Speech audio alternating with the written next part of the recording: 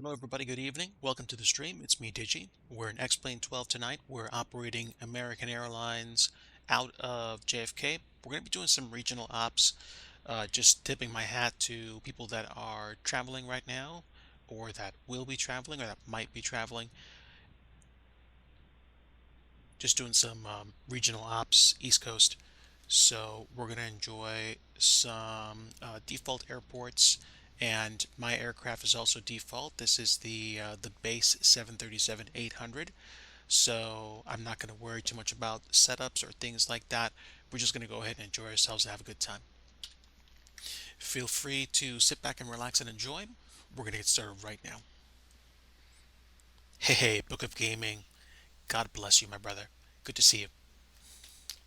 We are going to fire this bird up and do some regional home for the holidays flights. So, get things started with a little bit of battery power, but of course we need ground power as well, which they graciously give us.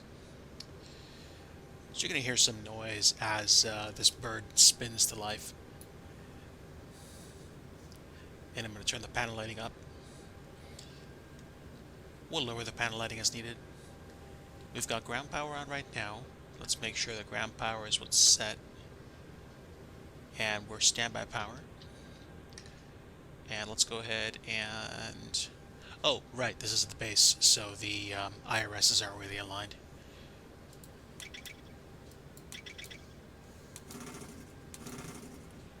Okay, stall warning shakers are working. Passenger oxygen is already armed. Init device doesn't work. So there we go. Let me go ahead and go downstairs after I turn some lights on. And let's see, what am I missing? I might as well turn the window heats on right now. And let's see. Make the cabin temperature cool because, like I like to say, a cold passenger is a compliant passenger. That's how I roll. Alright, so let's go ahead and start getting started. And make sure I also have my panel brightness up. A teensy bit of, I think, background. Oh no, wait, hold on. I see. Get that flood lighting up a little bit. And let me give myself a squawk code and start getting down to business. So the default FMC should work. Happy Thanksgiving Eve indeed, my friend. This is good. Very good, very good. Alright, flight plan for tonight. We're going to be flying out of JFK, bound for DCA, Reagan National in Washington, D.C. We're going to be doing or trying to do a river visual. We'll be following the Potomac down to Reagan and landing on runway 19er if we can. So, let's see. What's my flight number? American 197. Also, since I'm going to be on VATSIM, you should be able to go to SimAware and track me there. I'm going to be AAL 197 or American 197. I'm logging into VATSIM right now. And the automated ATC says I should squawk 1563, which is what I'll do. So, 1563, and I'm just going to go ahead and set my squawk to TARA right now so I don't have to mess around with it. And okay, we've got the departure and destination airport by flight number. Let's get the flight plan underway.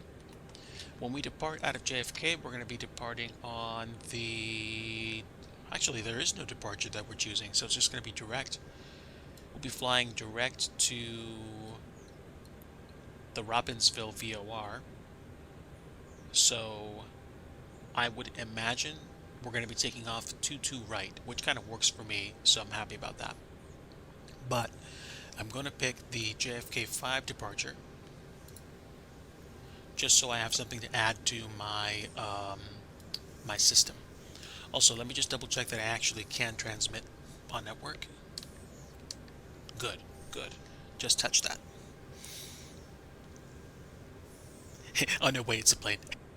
Hey, Crafton, good to see you. Well, what do we have here? We have a simulator pilot donning his X-Plane 12 gear for a flight to DC. JFK is looking JFK is looking nice and mostly cloudy, overcast, as you can clearly tell. The sun is setting if it hasn't already set, and we got moderate visibility conditions, if you will. So, JFK 5, let's pick runway 22 right, and legs show we're going to be taking vectors.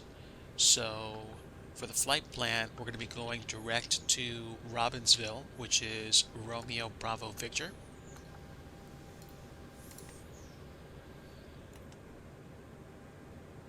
Oh, wrong button. That's the button I want. And then taking the Quebec 430 airway to Copes.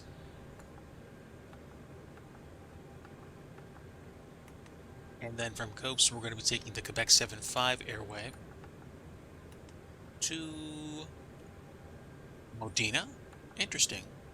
Mike X-Ray Echo.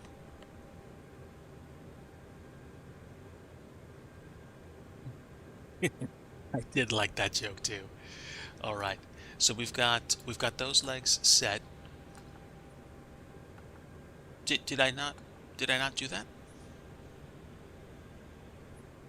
Yeah, so the legs should be there, and then I'm going to do the arrival, which is going to be the Clipper 3 arrival. Clipper 3 for 1-9er. And I'm going to set up I think I'm going to set up the RNAV Zulu, but we're going to take the visual. Because if you have 1-9er for wins, you're doing the visual. There's no way you're not doing the visual on a day like this, unless the conditions are horrible. So I'm just gonna add the RNAV Zulu, but I'm going to try to queue up the waypoints, or just know that Fergie is like close by so we can actually get that set.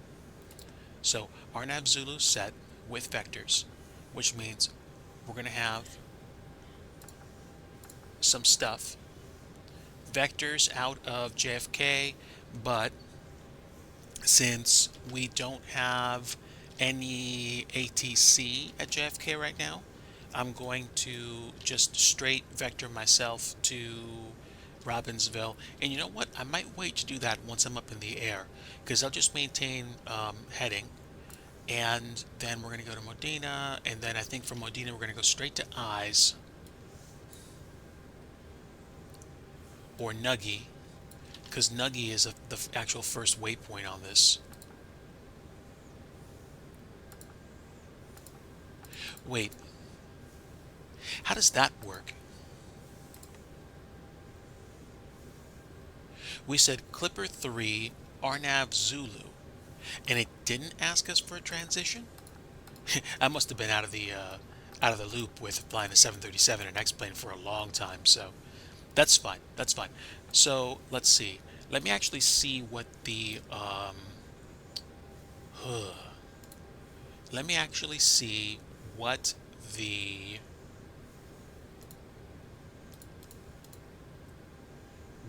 plan looks like. That will help me understand. So, vectors to Robbinsville, and then Copes, Modena. Oh, no, no, no, no, no. We're not going to Eyes first. We're going to Nuggy. That might explain why we have a whole bunch of confusion.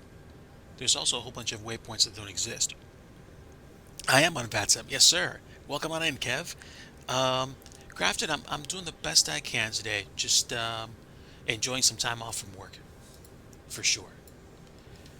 So I'm kind of confused because my arrival doesn't have any of the waypoints that I'm expecting, and I should be up on my updates. So I'm just trying to grab some bearings as to why I don't see those waypoints at all. I might have to um, try this again. So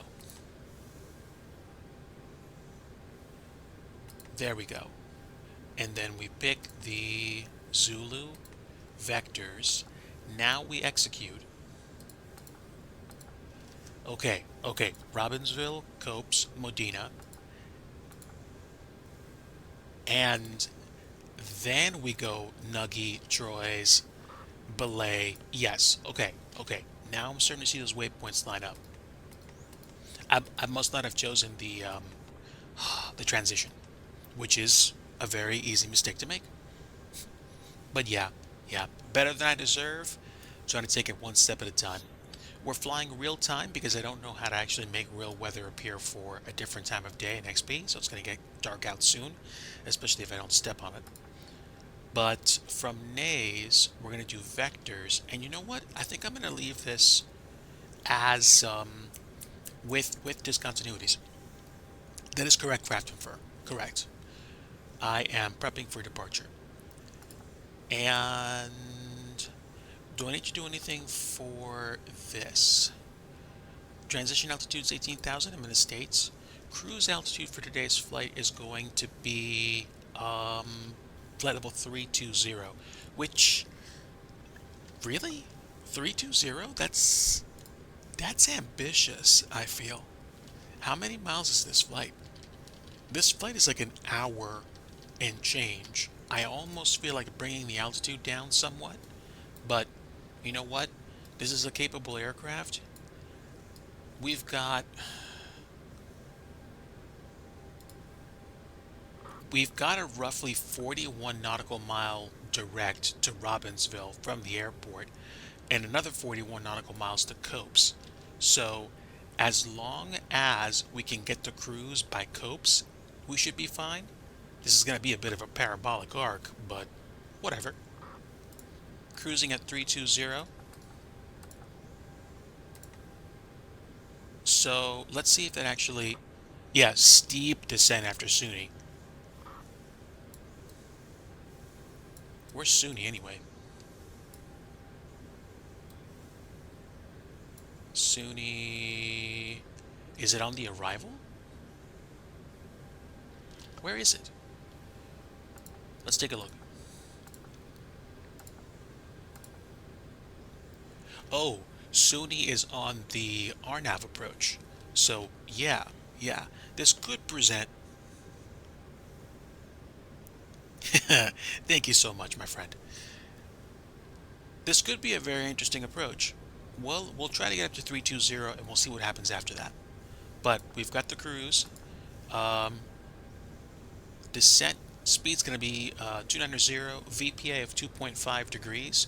I may have to make a command decision and trigger a off-schedule descent warning here when we start our descent if we don't get up to it by a certain amount of time. But again, New York Center's offline and I'm kind of vectoring myself out of JFK.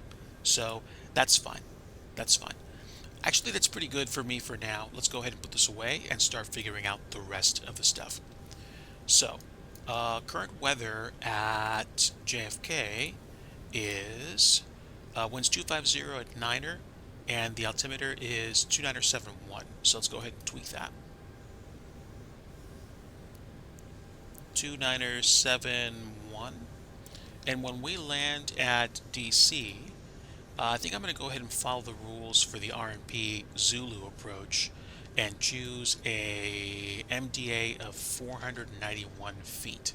So let's go ahead and punch that in. No, not radio, not radio. Borrow. Lost Lake coming in with 5. Offset descent mentioned, and just saw that. Lost Lake, thanks so much for tuning in today. We are hanging out at JFK, and we are prepping for a departure out of JFK to DCA. trying to do 2 flights tonight. We'll see how far I get. And I think me scrolling is going to be counterintuitive. That's better. 491 feet, I believe I said, was the decision height. The MDA for DCA. So 491. Seen twice. Yep, confirmed. Okay, great. Superb. And at JFK, I'm at the American Airlines terminal. I'm at gate 16. So if I want to taxi to 22 right, I'm going to be taking probably taxiway Bravo, crossing 13 left, Charlie, Echo. So, simple enough. We've got that set. And I'm going to set the course as 220 for now. Actually, let me double check what the magnetic deviation is. That way I'll know. It's actually 224. So I'll set 224 as the heading and course in case we need to return, make an emergency return to the airport. When we land at DCA, I'm going to set the heading. Do I want 19er or 15? RNAV 19er. Wait, what airport was it that my flight plan chose? 19er. So theoretically I could choose 19er or I could actually choose 15, but I think 19er is going to work best. Actually, it's a longer runway anyway, so that works fine. And 19er has a magnetic deviation of 187, so we're going to go ahead and put that into the course on the FO side. Thank you, Lost Lake. Appreciate it. Flights. Was it 187? 187, that's correct. And the initial departure out of JFK is going to be a top altitude of 5,000. So we'll set 5,000 for the initial climb, and then we'll climb up to 320. I'm going to be paying attention to that. I think I'm going to level off at 5,000, double check traffic around me, and then, as long as we're good, I should be able to actually finish my climb to 320. So, let's figure this out. Legs are done. And I think I'm going to set my climb performance right here. And that's fine. And what else do I need? It's an RMP, so I won't have to worry about setting up a course or an ILS frequency. So that's fine. And since I'm not doing anything on, like Microsoft Flight Simulator, and I'm not using GSX, I can just use better pushback and we can get on our way. So we're going to be pushing back tail facing southwest, I think. And that means we're going to be taxiing to the northeast. Come on in, girl.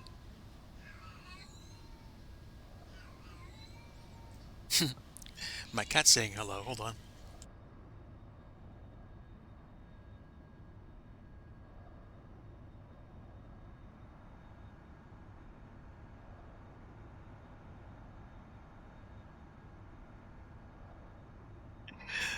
My one cat's coming in, or I think she's going to come in. I don't know. We'll see. Welcome on in, everybody. So again, my friend, welcome. Man, this is an all-star cast. We're going to be flying to DCA and maybe even sticking a flight into Wilmington, North Carolina, as long as I can actually get everything done in time. So we did the performance and we did the waypoints. So I should be able to turn on LNAV unless I'm missing something. It might be complaining because I don't have legs connected. So I'm just going to go ahead and eliminate vectors. And that might actually allow me to turn on LNAV. I wonder why it's not letting me turn on LNAV. Let me think. Oh, it could be because I don't have my flight directors on. No. There's still something weird that I'm not doing right. So it might be an interesting departure out of JFK. We'll see. Otherwise, I think we're okay. Auto throttle's armed. Flight directors are on. And how much fuel do I have? Let's see. Albi's brake immersion.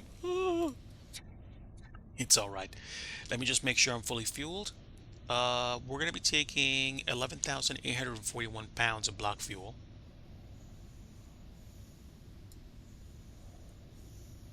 11,800. Yeah, just about enough for an hour and 20 minutes of flight time. That seems light. Let me see what the max is. Yeah, we're taking 30. Yeah, 34.1 is a lot nicer. I don't like messing around with that too much. Which Sid we're flying the JFK 5. JFK 5. Apply changes. Let's see. There we go. 34.3. JFK 5 is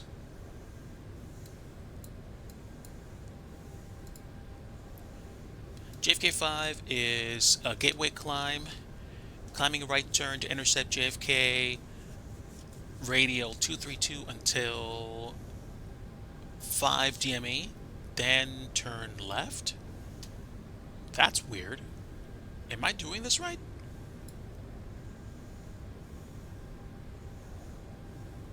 Oh, between 2200 and 0700. Climbing right turn, then turn left 219er. Until That's weird. So the initial turn is to 232 until you're 5 miles out, then 219er? Okay, we'll put 232 in the box, and then basically we'll figure out what has to happen after we get to an appropriate point. There is no initial thing to VNAV, right? No, no. I am going direct to Robbinsville after my initial climb out. So let me re-enter the departure. No transition. And there we go. There's the vector. So vector is basically out to Robbinsville. I can get vectored out to Robbinsville.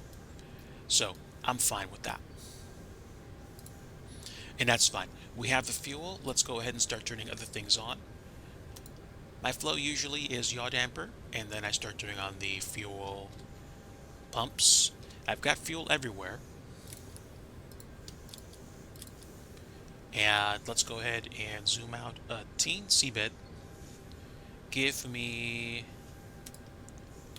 anti-collision lights. APU bleed. APU's coming on.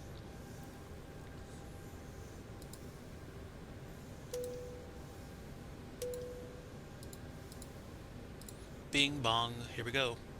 All right, A's off, B's on, and recirc fans. We'll keep the packs off for now. Isolation valve is already set to auto. That's open, and that's auto, that's fine. We'll get the engine bleeds on, and cruise is going to be 320. And landing altitude at DCA is probably not going to be higher than, it's not even going to be higher than 25 feet, it's 14 feet. So 50 feet, actually 0 is fine. And APU should be coming online. And it is online. There we go, APU is on. APU, batteries on the bus. And that's it. Now we're going to go ahead and prep our pushback and just make sure people are paying attention.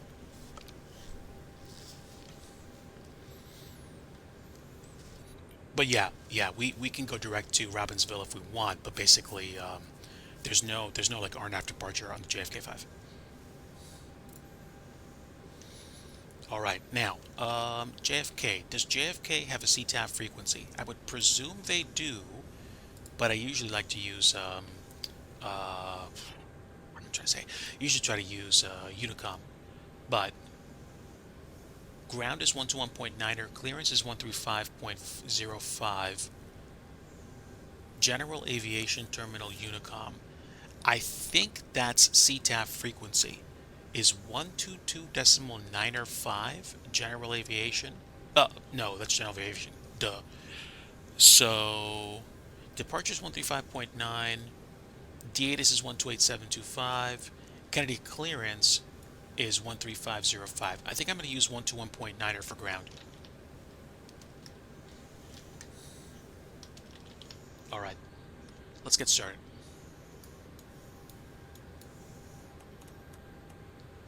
One to 1.9er.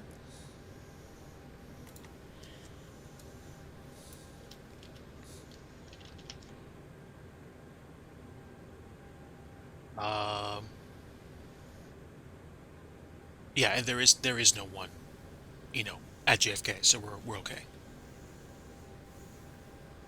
Do CTAF JFK to find the real frequency. Oh, okay. Thank you.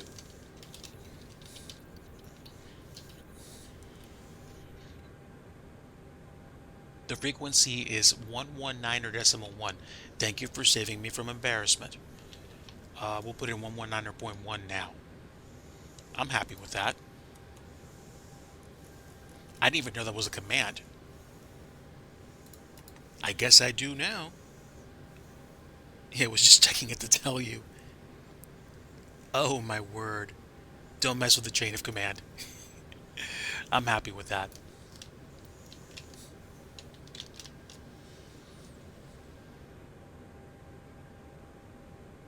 JFK CTAF frequency, American 197, Boeing 737-800, pushing back terminal 8816, tail facing southwest. Okay, so let's get the pushback planned. And yeah, we go this way.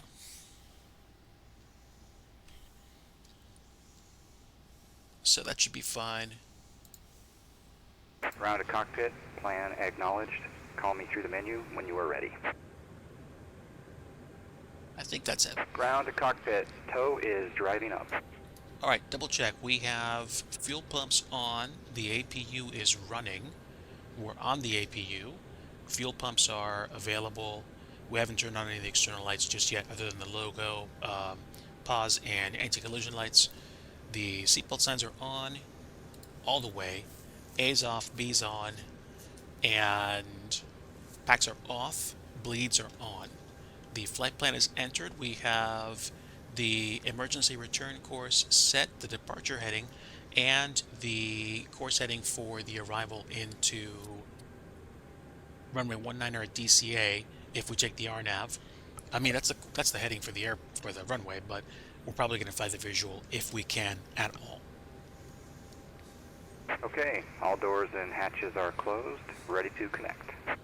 Wonderful. We should be getting out of here very shortly. And we are squawking mode Charlie right now, so that's good.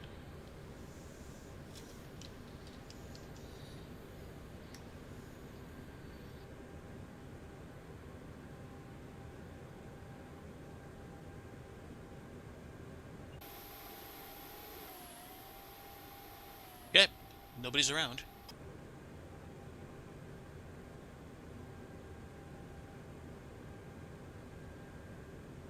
That should do it.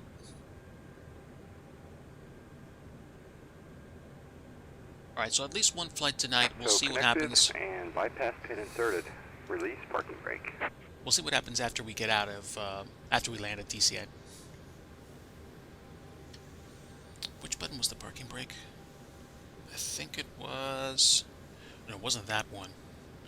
We can just trip it.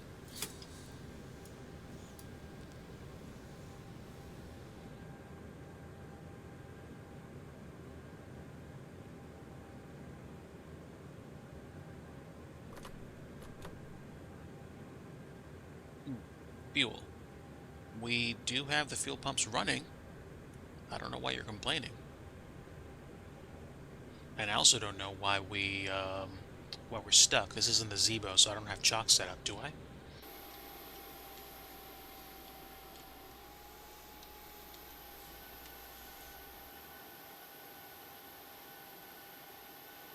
No, doesn't look like I do.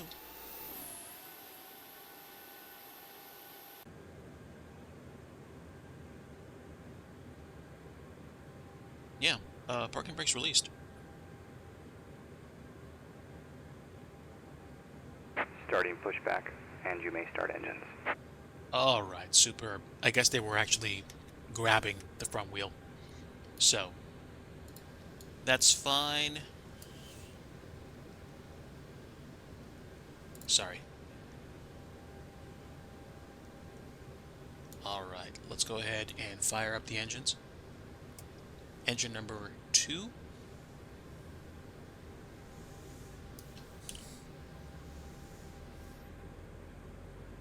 If you're on a network within 10 miles of an airport that is ATC 0, you're supposed to use the CTAF frequency as spewed out from your pilot client. They wanted to avoid having people talking on a bunch of different frequencies. Well, that's good.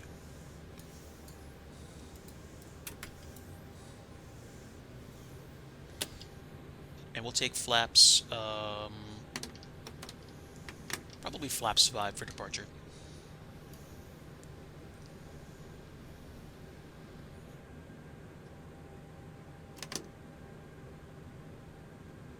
Okay, looks like we have good start on engine number 2. Let's do engine number 1.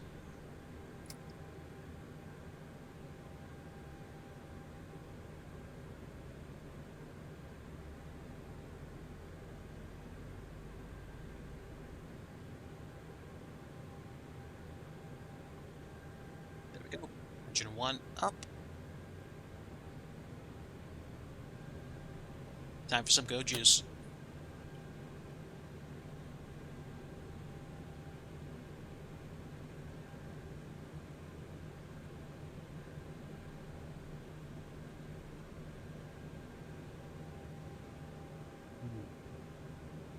Nice post-sunset sky. This looks realistic. And both engines look like they're up.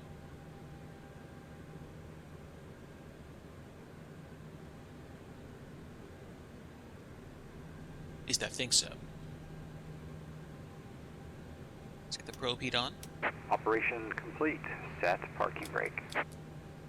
Turn on the rest of the hydraulics and Disconnecting tow. Stand by. right. A little bit of noise in my old Ace Edge joystick, so it's a jittery yoke, but that's fine. We'll put auto brake on RTO, and we will reset. Oh, I don't have to reset the fluid flow. That's fine. Okay, engines are stable. Let's go ahead and switch over to Gen 1 TR1 and go generators. APU can come off. And isolation valve auto, packs back to auto. Recirc fan should be running. And Tow is disconnected and bypass pin has been removed. Hand signal will be on the right. We'll see you next time and have a great flight. thank you so much. Taxi light. Taxi light dim. Don't need. Shouldn't need full brightness. Excuse me. Hey, Pirlo, good to see ya. Yeah, standby power switch. And there's our friend, good old Gary, giving us the stick goodbye and the gear pin. Thank you. Let's go ahead and double check our systems to make sure we're good. If I can. He doesn't let me? That's odd. Whatever. Visual checks then. Full left, full right, full forward and back, full left and right rudders, and gonna get loud real fast.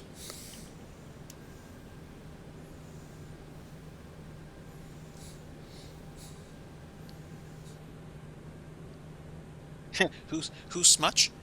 Uh, I'm sorry, my brain took the wrong off ramp. I'm sorry, I must have missed the reference to what I said. Earphone alert, going outside to check the surfaces. 3, 2, 1. Gonna get loud. Alright, so elevators and ailerons and rudder surfaces all work fine. Wouldn't have been something I would have thought about too much if I could switch to systems, but for some reason it's not working. Legs are set, and performance is here. Excuse me. That's performance. So, default stuff doesn't matter. And now we can begin taxiing. Oh, thank you so much. Thank you so much. All right, so let's see. Taxi via Tango Alpha Bravo Cross 13 Charlie Echo.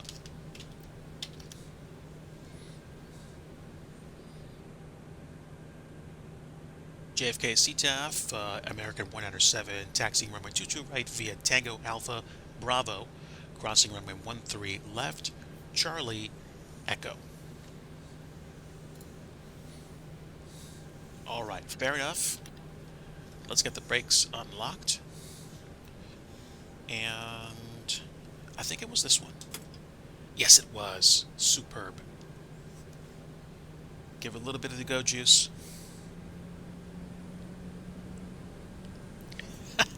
Dad jokes inbound. Anything less would be uncivilized. So, welcome to all my friends and first-timers to the channel. My name is DIGI. We are at X-Plane 12. We are doing some home for the holidays flights in X-Plane 12. And first thing that we're going to do is fly to JFK towards DCA. We do not have radar control tonight. We don't even have, I don't even think we have tower or ground frequency at JFK. As a matter of fact, double check myself. We do not, but now we have LaGuardia departure, which means I'm probably going to be tuning in 120.80 once I get going. So I'll probably cue that up before we take off.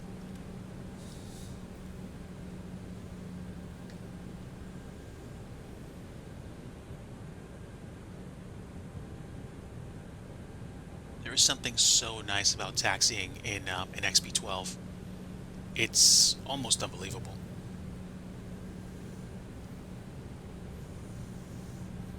And for some reason, we're going to be taxiing across a road today. Fair warning, if this crashes the sim, we're going to fly probably in MSFS or do something. Let's see what we do. Speed bumps. Sorry. That's a clip. Okay. Now, am I actually slowing down? No. Oh no, good, because squeezing the trigger means I apply brakes. Okay, now where am I on the map? Oh, yeah, ready to cross. Cool. Let's get some lights up in here, shall we? Wing lights on, and full brightness on taxi. And we do not have traffic coming in on 13 left, so we should be able to cross.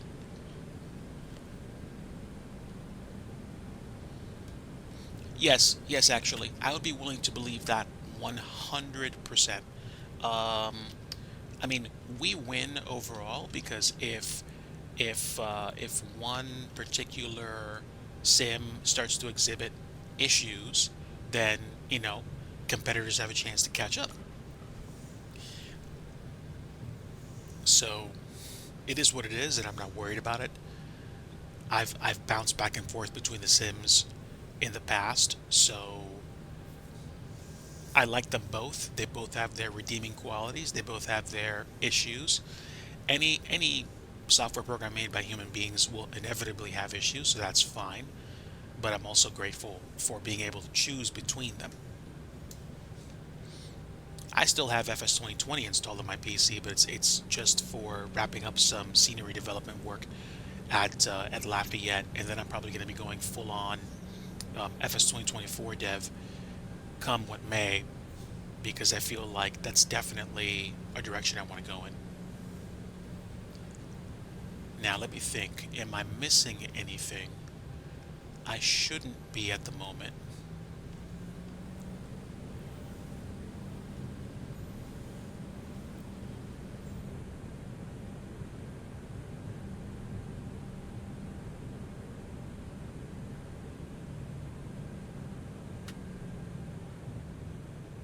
Now, I don't know if I have to check in with LaGuardia departure, but I'll probably key them up and check in just to make sure I don't have to. I think I might check in with them once I take off, but at the same time, if they have control and they're top down, theoretically I could check in with them right now, but at the same time, it might be best for them for me to check in when I'm holding short runway 22 right, which I'll do.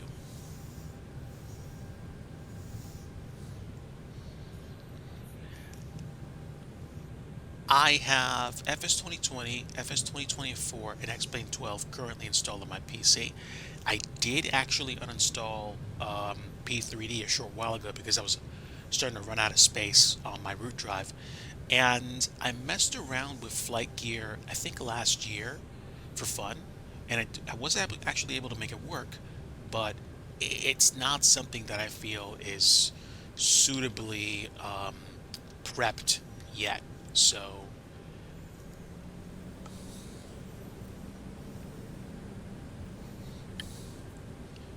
I feel like the adjustment period is starting to really kick in for a lot of people for 24. I know it happened to me because once I figured that I could actually install virtually everything on my computer, it went back to loading like FS 2020, but I got a lot less stuttering and issues. So basically, it just works out better for me that way. Yeah, yeah. I mean, I'm gonna keep X-Plane 12. I'm not gonna stop flying it just because I'm on 2024. I didn't stop flying X-Plane 12 when I got FS 2020. I mean, I didn't stop flying F X-Plane 11 when I got 2020, and I'm not getting rid of X-Plane 12 anytime soon, especially not with the improvements that they've made. I don't think so.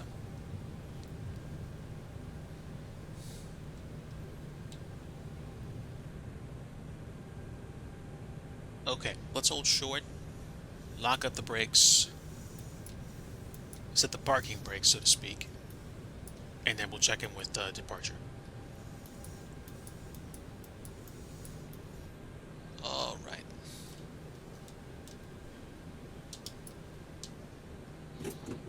There we go. So parking brakes are set. Let's get the landing lights on,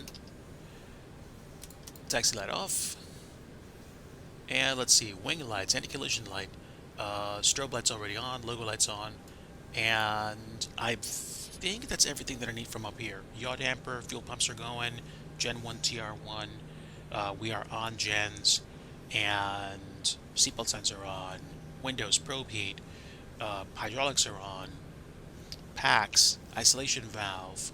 Yeah, yeah, we're good. Let me switch frequencies and get in touch with departure.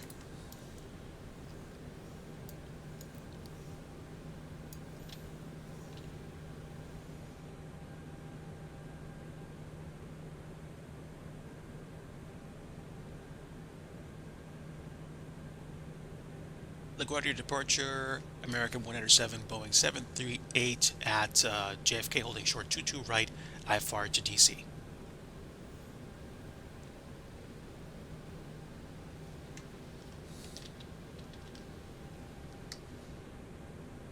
Unless I'm contacting the wrong frequency.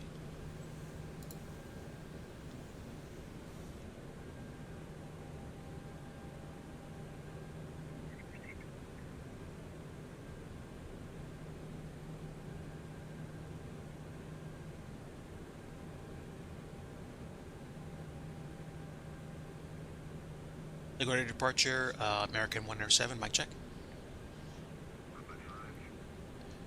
Departure, American 107, Boeing 738, holding short 22 right at JFK on the JFK 5, ready to go.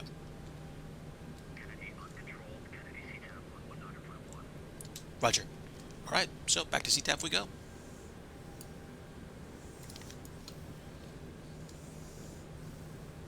Right. Is anybody coming in? I don't think so. I think Delta just took off. Let me see.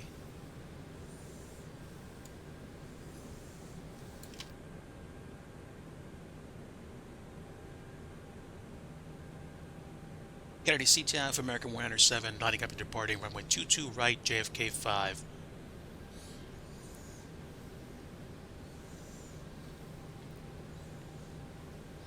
I'll catch up with you about P3D, but it's definitely off my plate, at least for now.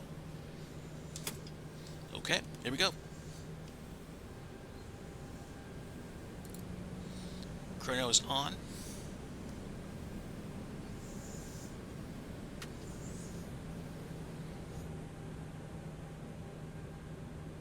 Long-term direction of management. Thank you, Sogan. I think you've talked about that before, and like you really do try to pay attention to what people are doing that are trying to actually make the sim work, which is kind of why I'm paying close attention to Laminar Research right now, because they're actually trying to do something with XP12, it feels like. All right, standby chat. I think we're good. Let's queue up the speed.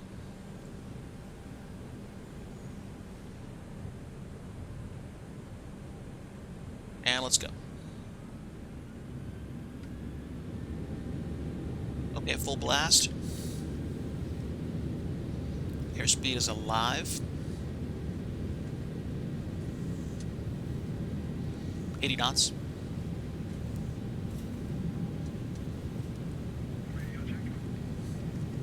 Five by five.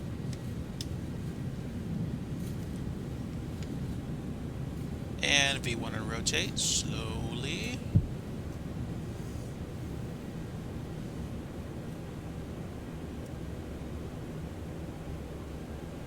Positive rate, gear up.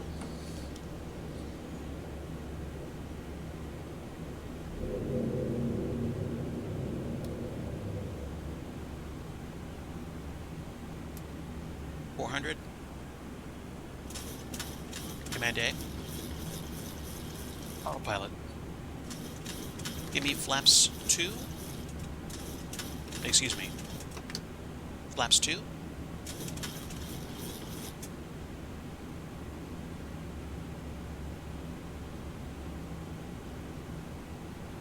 Kennedy CTAF, America 107, 1,600 for 5,000 on JFK 5 departure. And let's go clean speed. Flaps 1.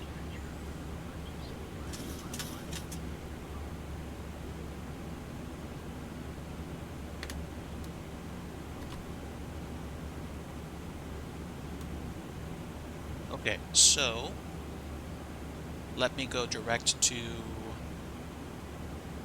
Robbinsville since there's no traffic in front of me.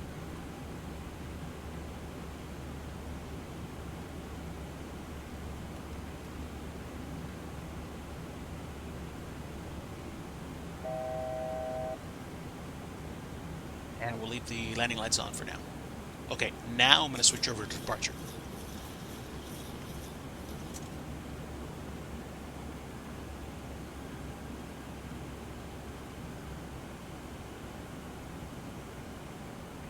And let's go 32,000 feet immediately.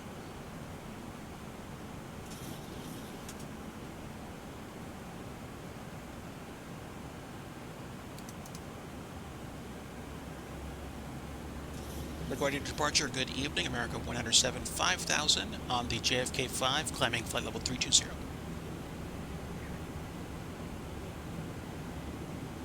Over to you to context. Okay, I know I've been away from VATSIM for a while. I've just never run into a situation where top-down control instantly punts me over to Unicom. I guess it must be because I'm on my way out of JFK. So, that's fine.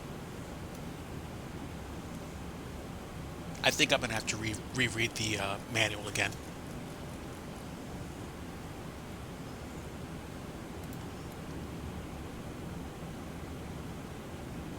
Kennedy outbound traffic, America 107, 9,100 for flight level 320 on the JFK 5. Thank you, Crafton. Dude, if X-Plane 12 got better multi-threading or better CPU real estate, that would be so good. So good. Okay.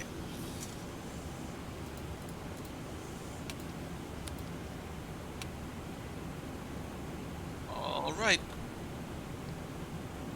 We are lights off, and we're climbing up to 290 for the climb, which is kind of ambitious, actually. Really cool. Yeah. Right now, we have no one in our immediate vicinity, and we are squawking mode Charlie. We're on the JFK 5. We're going direct to Robbinsville, and we're going to Copes. We're climbing at about 3,000 feet per minute, and I'm not sure if we're going to make flight level 320, to be honest, but we're going to try. So, thank you to everyone that tuned in tonight, and appreciate having you with me as I fly out to DC. I have not flown into DCA in a sim in I don't know how long, so this promises to be interesting, at a minimum.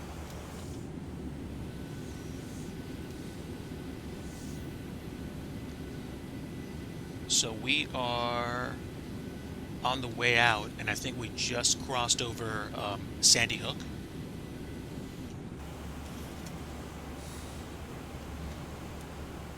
Let's go ahead and turn the wing lights off at this point. Wing lights are off. We're past 10,000. I'm going to go ahead and turn the logo lights off. DIGI turned the logo lights off. Oh my word. Now it's okay. I think we're okay.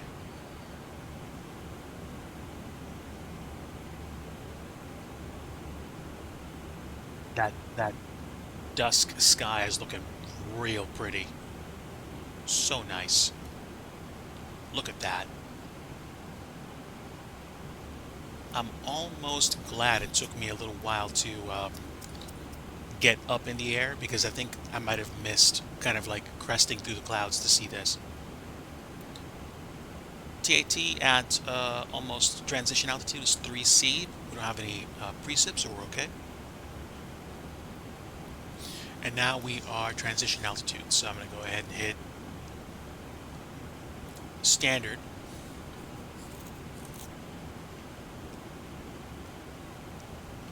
At the rate at which we're climbing right now, we're going to make our cruise by Robbinsville, which is kind of nuts.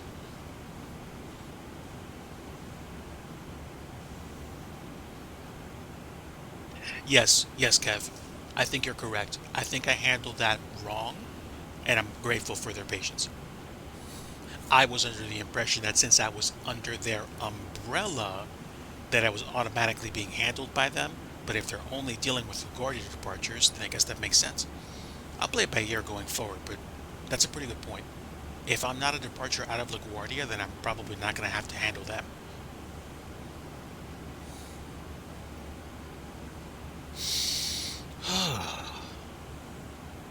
Wow, this looks beautiful out here. It's crazy.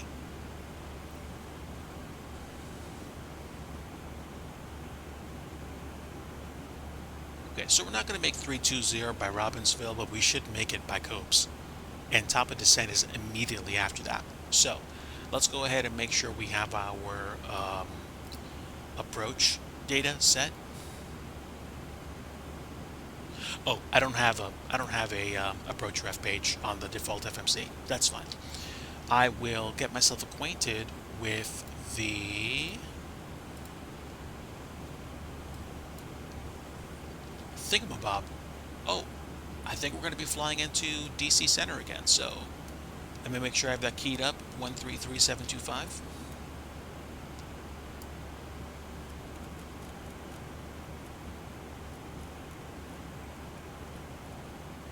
One three three seven two five. Is that correct? Let's see.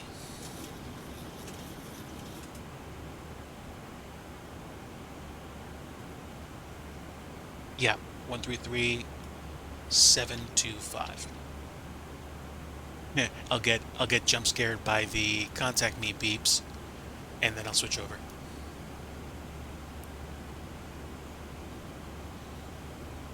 Well, yeah, I mean, this is a commuter flight. Top of descent's literally after the next waypoint.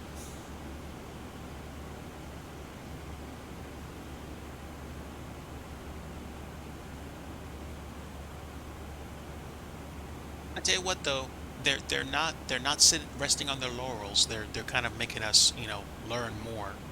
So I'll take what I'm given.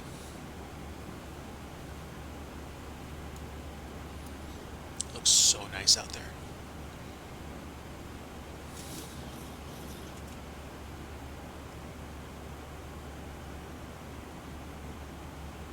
Thanks again to everybody that's tuned in. Thank you so much to my friends for stopping by. Kev, Crafton, Piralug, Sogan, Nathan's Plains. Thank you. Thank you so much for coming in today. And I hope that you guys are doing well. Um, my apologies for not being super attentive to the chat. There were a surprising number of comms messages that I did at a departure. Okay, no worries, Kev.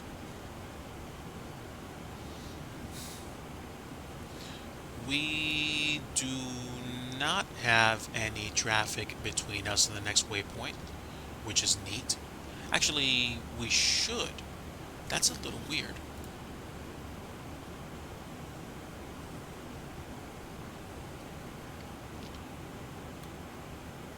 Okay, here we go. So, I just got a message.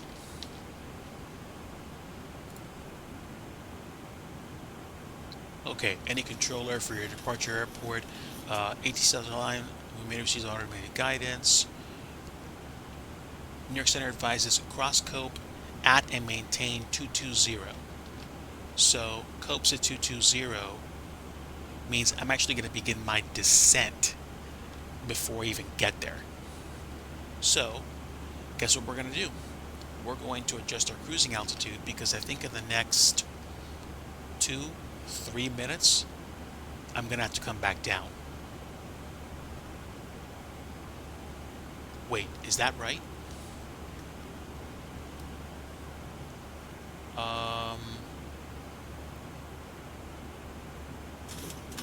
Okay, it's about 30 nautical miles out, so yeah, we're going to have to adjust that. Alright, we'll do 220 for the pressurization, and then we'll adjust our altitude.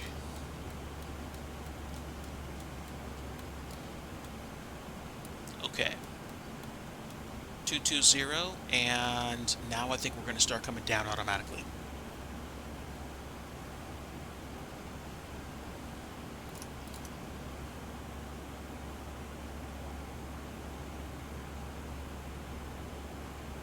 And if you don't want to start coming down automatically, I'm going to make you come down. So, 1,000 feet per minute should be fine. And we'll see whether or not the banana makes me meet that waypoint at that speed. Doesn't look like it does, so we'll do 1,400.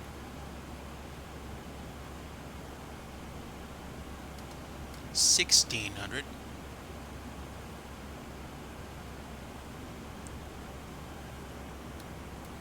Let's bring it back to Mach 7.8 as we descend. 1,800.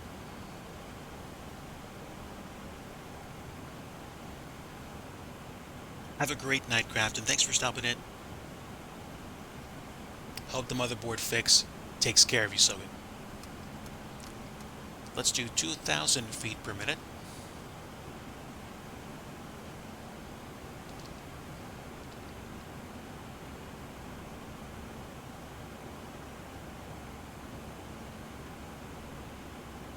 Okay, still no, well, currently no aircraft between me and the airport, so we'll see. And we are going to make copes at 220.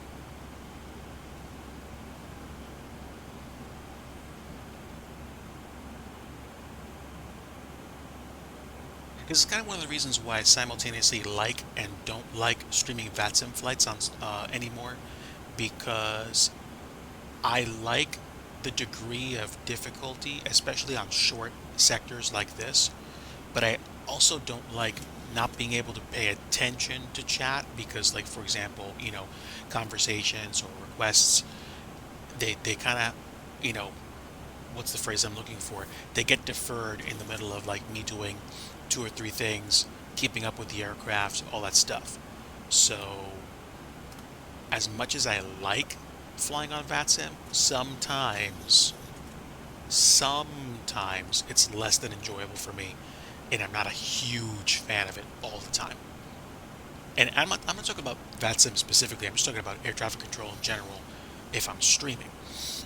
Because many days anymore, I just feel like, talking to you guys and catching up with chat. Pierre, like, I hope that you are doing well with your transition to your new residence. Um, miss your streams, my friend, and I look forward to the next one that you have. But thanks for sticking around. Thanks for hanging out with us while we actually get into DCA tonight.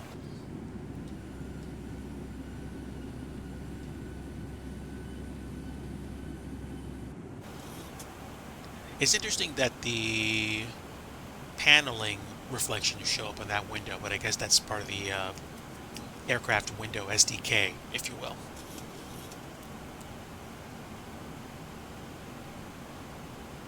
Okay, we should be pretty close to making copes at 220, which is fun. And we're around Philly. We're just north of it. Now, if I take a look at the arrival, the next restriction is the Baltimore VOR at 10,000. Cross Clipper at and maintain 12,000. Baltimore altimeter 2970. So Clipper is where? Clipper is a ways away. Let's just get to, let's see, 36, 42, 52, 58, about 60 nautical miles away. So 60 nautical miles away, that's like an 18,000 foot drop, but I want to be at 120, so that's an actual 10,000 foot drop. Okay, I can do this at a relaxed pace. So 12,000 vertical speed and do 1,200 feet per minute, and that should take care of us. Oopsies. Let's bleed off some of that air, shall we? That's interesting.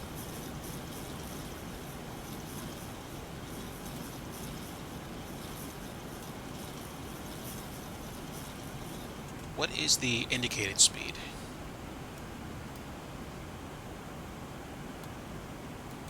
Let's do 290 on the drop.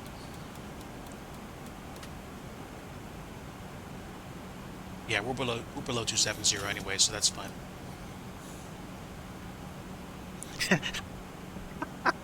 Sogan going absolutely Windows 90, Office 97 Clipper. I see you're looking for a waypoint. Would you like some help?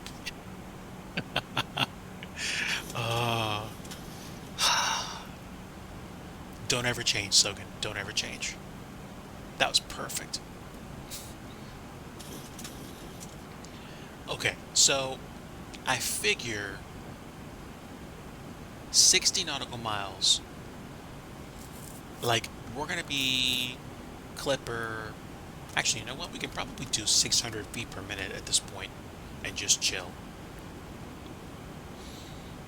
Oh, dude, I'm so glad you did. I've been on a nostalgia kick, especially with regards to old tech the past couple months. Baltimore altimeter 2970.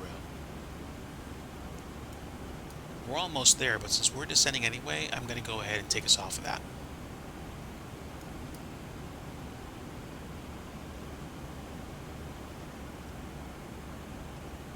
Yeah, leave it at 2970 as we drop. And Clipper is still like 50 some odd nautical miles away, so we're just easing our way into DCA. Maybe we could have descended a lot later, but we're fine.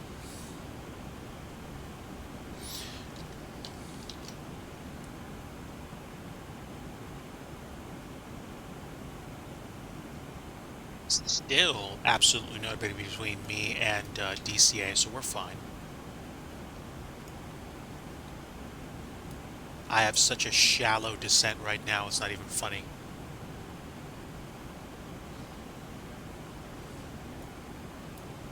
Okay, now I do not need to keep my speed brakes deployed, but I can leave them armed. And I can set my auto brake to 3 at a minimum. It's DCA, so I might go auto brake max. Let's just do that. Nobody wants to communicate with me. I'm using auto ATC to get instruction, so that's fine.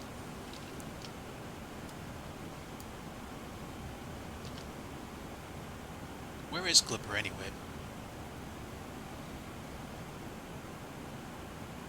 Okay, Clipper is about 40 nautical miles away. So let me go ahead and adjust my vertical rate of descent.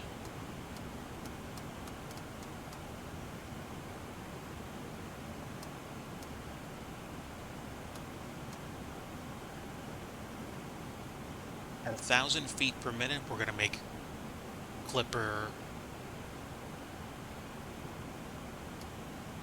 just under the bar. Interesting. Got some storms rolling in through my area. I have a battery backup for my CPU, but if we lose power, I won't have like more than like 5 minutes. But at least the stream won't go instantly.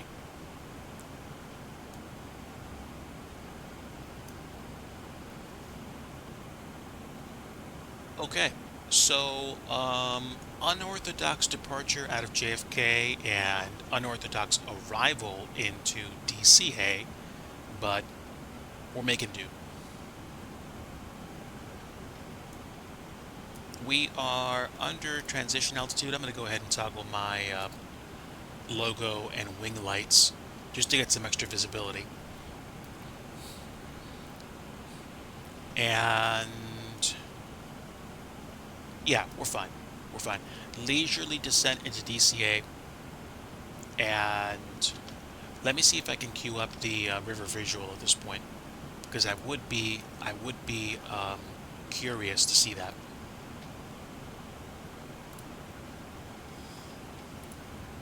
Approach, give me the river visual 19er. So basically, the American Legion Memorial Bridge, 3,000. By grays, I need to be between 1,800 and 1,500. So what I'm probably going to do is look at my approach, and basically I'm going to flex haze as the last case, like, last resort, in case I have to basically configure myself for arrival. I'm probably going to go direct to Derrick and then make sure that I am between 10 to 6,000 feet by that point.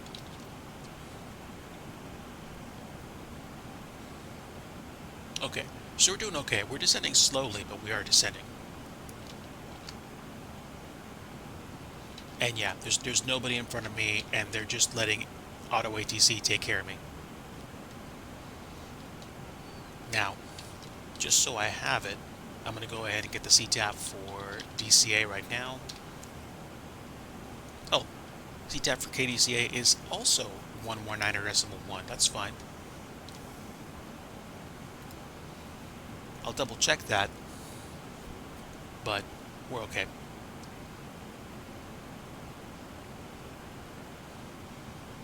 We actually don't have to descend that fast.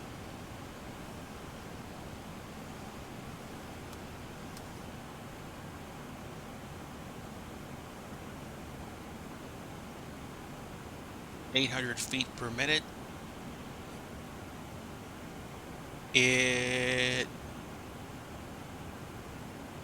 Yeah, we're going to be there early, but we'll be fine.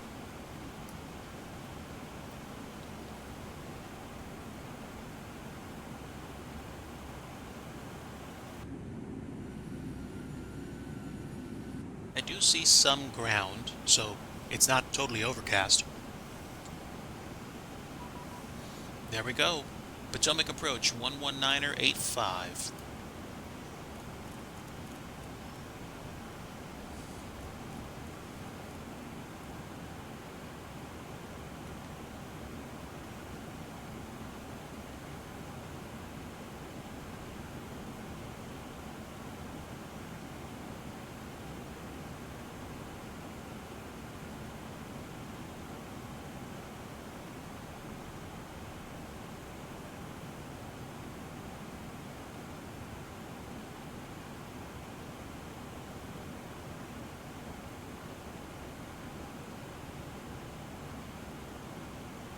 Potomac approach, good evening. American 107, type Boeing 738, 139, 13,900 feet on the Clipper 3.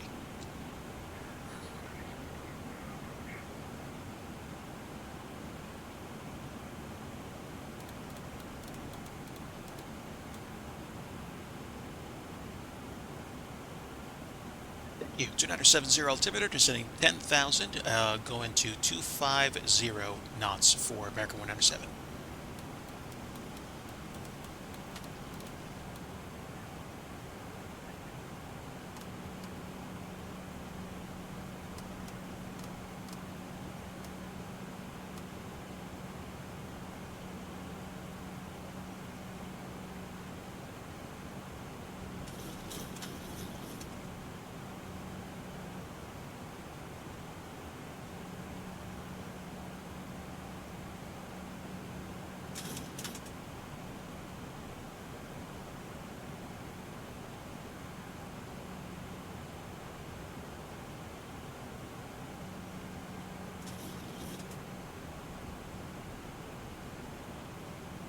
Fantastic. Expecting river visual 19er, American 107.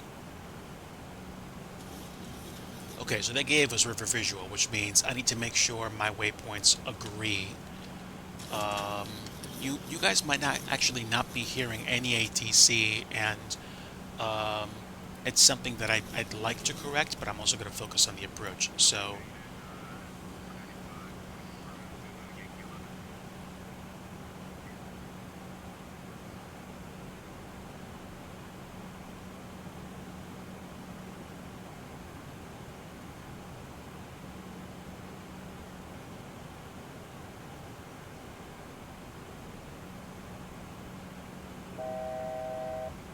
okay, now let me see if I can actually arm the visual from here.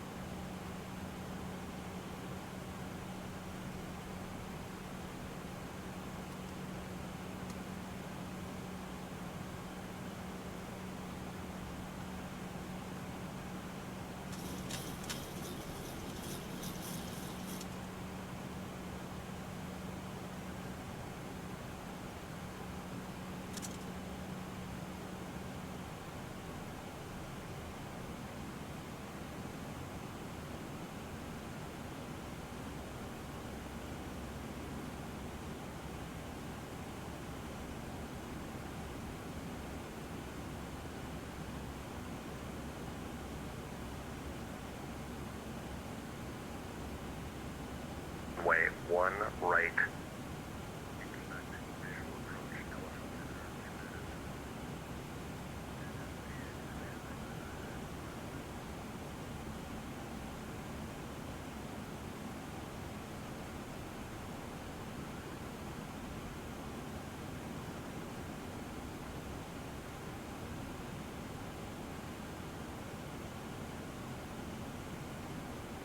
I think I actually have audio. So, Fergie, Derek.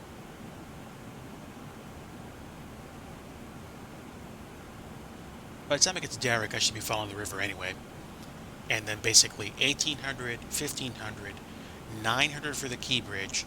So 900 by the time I get to the Pentagon and like the FBI.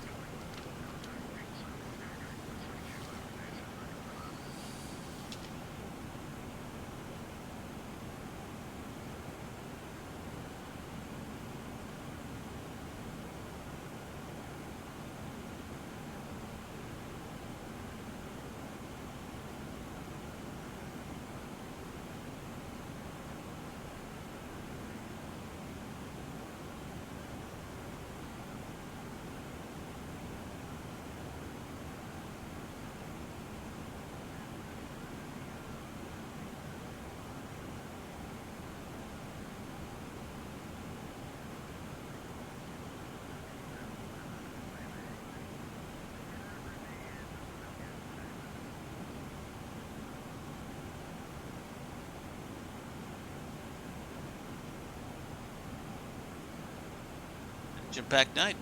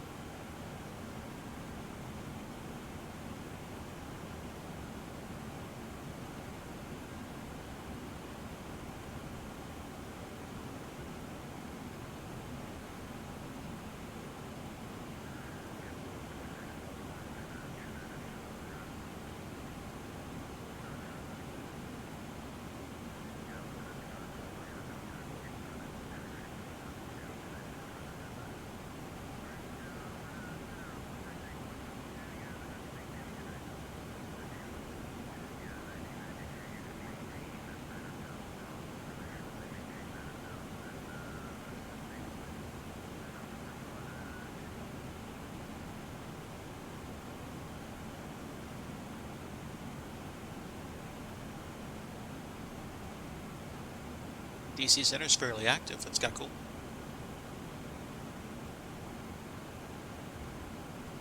Also, I think you guys are hearing ATC at this point. Let me know if you're not.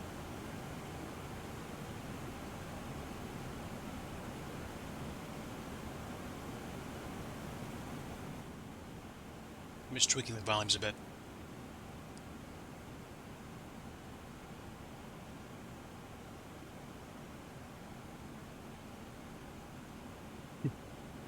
I know, man. Like, you want to fix your problem, you want to play with like a new toy. I get it. I get it. I've been there. I have so been there.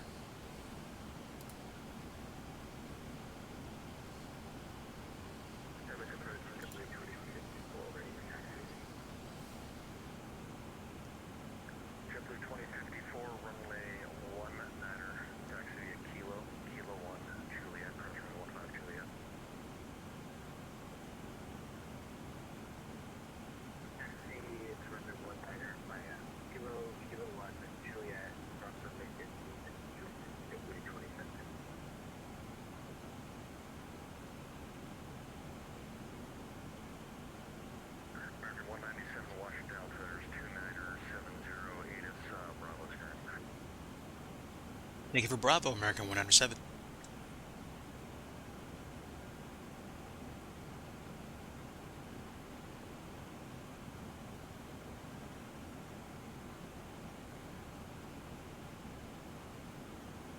Okay, so Info Bravo, winds 190 at 7, Viz 10 statute miles, clouds few at 6,500, altimeter 2970, river visual RMP 19er approach available on request.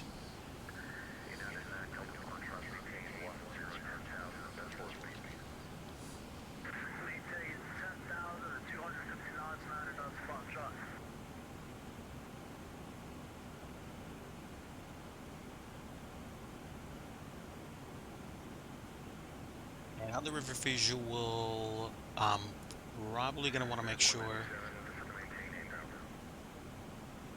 8,000 American 197.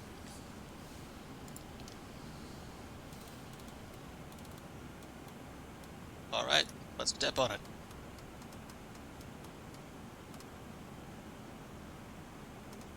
Maybe not that fast, but still.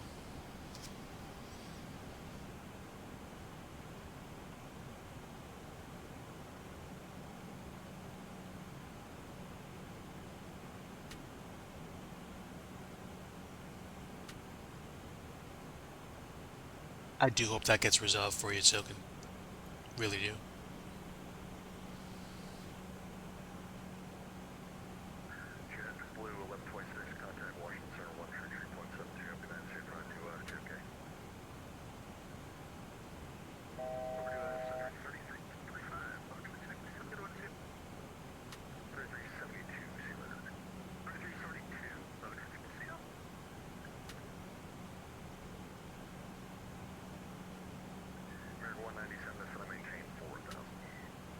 Four thousand American 197.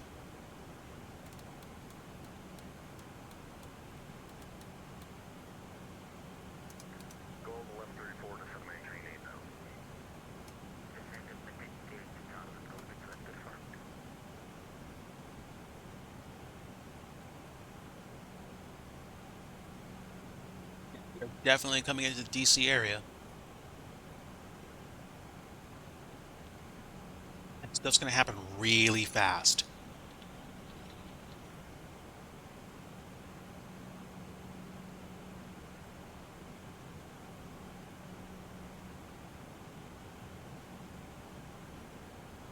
In the visual so I can pay attention to it. There we go. Okay, so basically I'm going to be following the river. I can kind of like overfly, but I definitely do not want to overfly downtown DC because that would be a security incident. But basically by the time I turn into Fergie, I need to be at 3,000. And since we're at 6,500 right now, I have a good feeling we're going to get there. Also,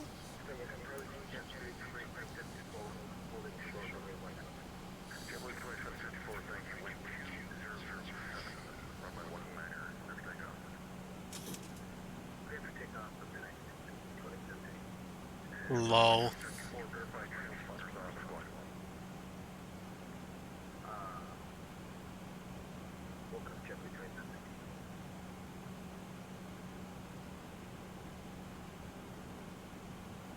Okay.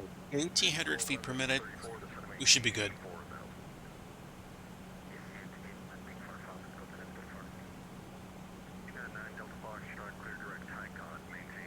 Stand by one, chat. Stand by one.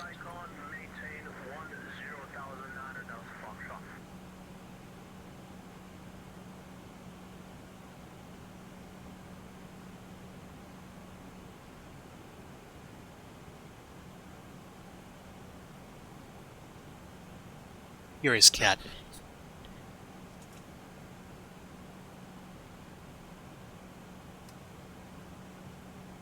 Security incident, fireworks show, same difference.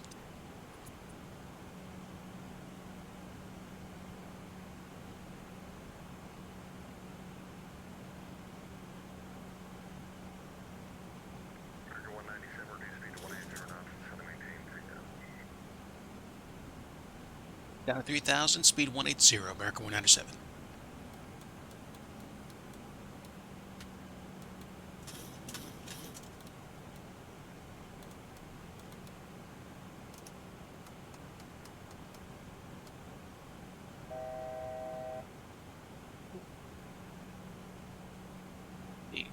Trip up.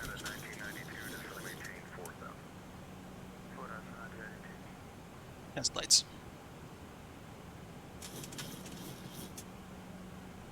We are 232 knots. So guess what? Great way to slow down. Lower the gear.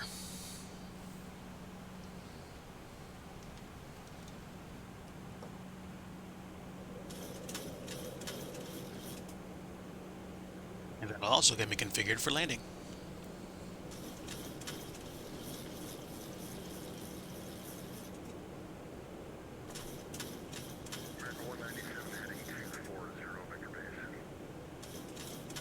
Heading 240, American 107.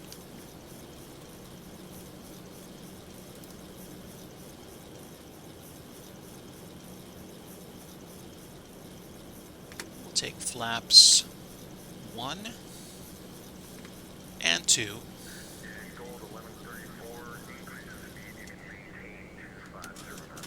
And 5.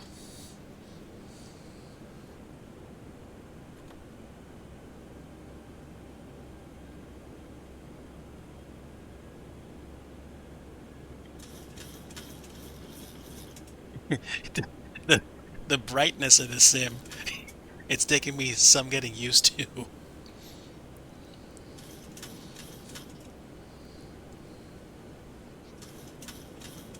Okay, like I said, better get ready to...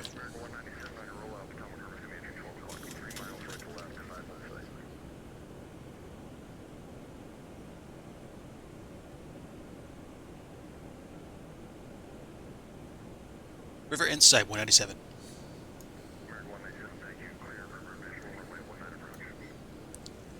Clear the visual, 100 approach, 197.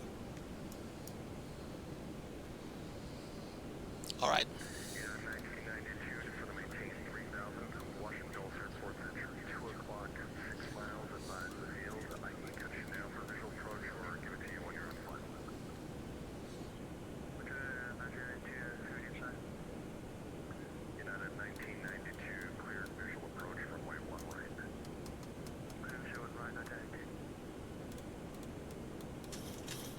Here we go.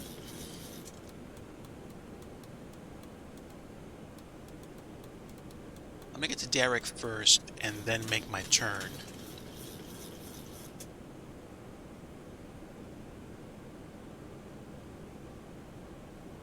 And here we go.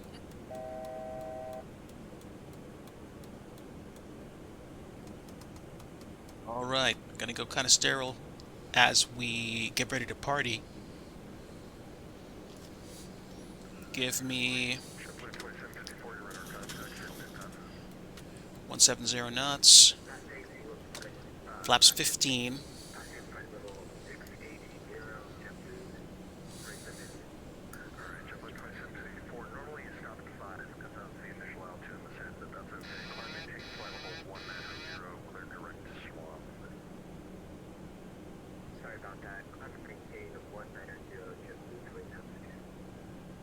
Yeah.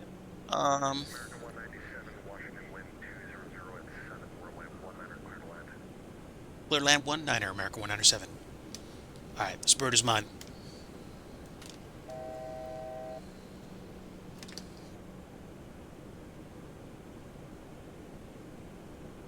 Gonna be a little bit low, but I'm basically flying it by hand now. Sogan, line up your landing jokes. 1,000.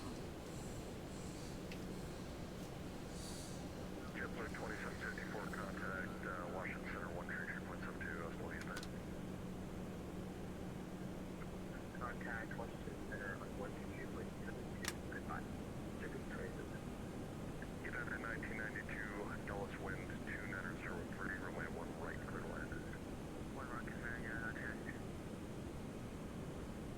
Okay, so we're around 850. I'm actually pretty good on altitude. Goal 134 to maintain 3000 and 3000, reduce speed 180. 3000, maintain 170 front. Have a pretty good evening, Camber 5670, with new information echo, sending it back.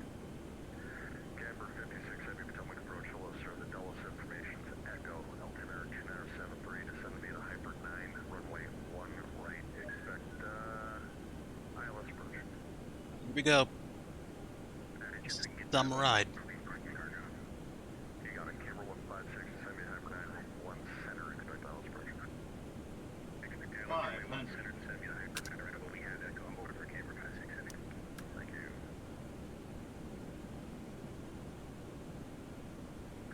Gold 134, turn left, heading 240, Vancouver approach. 400. I might get kicked off the network for some reason because my frame rate's suffering, but we'll deal.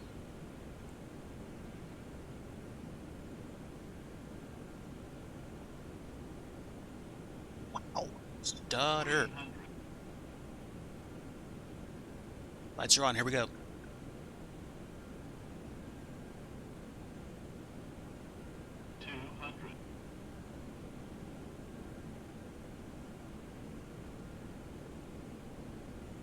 Goal 1134 radar contact lost. 100. To Washington, D1. I'm stuttering so much right now. Good gravy. 50. Minimums. Landing. 30. 20. 10. Idle. Nice. And down. Reverse green. Camber 5-6, you can maintain 10,000 speed. That's forward speed. Clear direct Tycon. Tycon, that's forward speed. Can we get a speed delimitation for maintain 350 or low and fuel maintain 10,000? That's approved. 5-6, thanks. United 9 Delta Foxtrot, descend to maintain 4,000. Down to 4,000, that's Foxtrot. Approach America 197 off of 19er at Golf 1. America 197, welcome to Washington. Where your point is south on Juliet, right Foxtrot, taxi, get this frequency. South on Juliet, right on Foxtrot, taxi this frequency, America 197. Thanks so much. Alright. Code 1134, you with me? Resident confirmed. We see you. I was not expecting. Turn left, heading 150, advise Potomac River in sight. I was not expecting to grease that. Heading 150 and report the river in sight. The Potomac Good River. gravy. Okay, 150 left at the red bar to Okay, APU bleed on. APU should be coming online as we speak. Let's get the stuff going. Mark Rio, hello. Welcome, my friend. 220 down to 4,000, 99 off Fox. There we go, right on Foxtrot, and then we're going to go to the Alpha Terminal, I think, actually. So that's fine. But welcome down, everybody. Captain Bridge Gear 5-6 Heavy, we can take the deal on request. Looks like clouds are kind of disseminated down here. Camera 5-6, roger. The ceiling's reported 6,500 broken. Very good. Let's keep it open. Expect visual approach once center. Okay. So Foxtrot's right here. Center will keep our options open for Camera 5-6. Mark Rio, good to see you, my friend. Welcome. We just pulled into DCA, had a banger of an arrival. Thank you. Cleared river visual. Runway 19 approach. Runway 19er clear to land.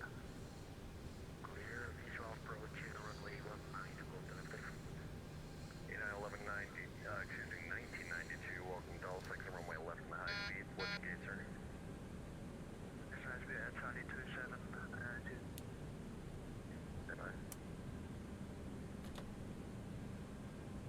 Okay, we'll just pull in right here. That's okay by me.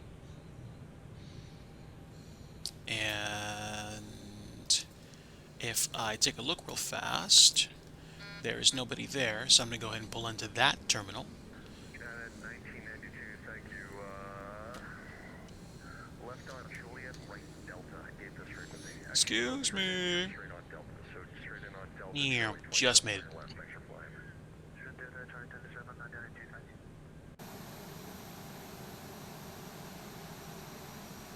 And Delta Foxtrot, descend to maintain 3,000. Washington Dulles Airport's gonna be at 2 o'clock. 8 miles, size field. Field inside for 9 Delta Foxtrot and now 3,000. Thank you. Number 42 Alpha Lima, Potomac, you with me? 42 Alpha Lima. My word. Okay, stand by, chat. Destination for you, we're heading today. Put to Leesburg, if I can get full stop, please. 42 Alpha Lima, that's approved. Leesburg altimeter is 2977 on weather for you. Batteries on the bus. APU should be running. 360, and if we can get runway 35. Stand by. Alright, I'm just going to go ahead and disconnect from VATSIM after I take a quick peek. Yeah, we'll shoot for that. 42 Alpha Lima, descend to maintain 3,000. 3,000, still on FM 360. 42 Alpha Lima, negative. Leesburg Airport's going to be at your Okay, so that was a little nuts. Um, Okay. Hey, thanks for stopping in, my friend. We just literally pulled in to DCA, and at the risk of crashing the sim, we're going to do a little replay action and just enjoy the arrival we had into DCA right now. Now, I'm going to also retract my speed brakes because I think they were up and now they are not. Um, yeah, let's have some fun. If it crashes, then it crashes. But let's go ahead and rewind. So I just wrapped up a flight from JFK to Reagan National. It was roughly an hour 45 minutes for the pleasure of flying, including I think like 20 or 35 minutes on the ground at at JFK. We had some traffic out of JFK and a little bit of an unorthodox departure there. We didn't make it all the way to flight level 320. We made it to like flight level 270, 280, and then Auto ATC got us back down to 220, and we connected with Potomac Approach.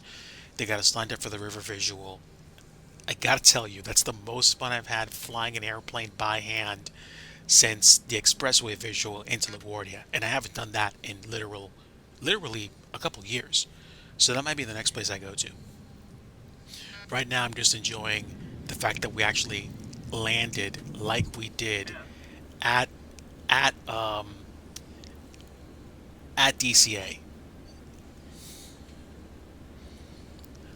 I had to use Auto ATC because they weren't actually kind of like taking me; they handed me off. Okay, now ignore the overlay of the paneling, which shouldn't be seen in a passenger seat, but basically we this is like the homeward bound stretch of the river visual. We were coming in, and I think we just went past the what is it, the FBI buildings? Yeah, and then you're going to see downtown DC coming to here. I'm pretty sure we did not cause a security incident, which is good. And we were fortunate enough to actually do a really good job of landing on 19er.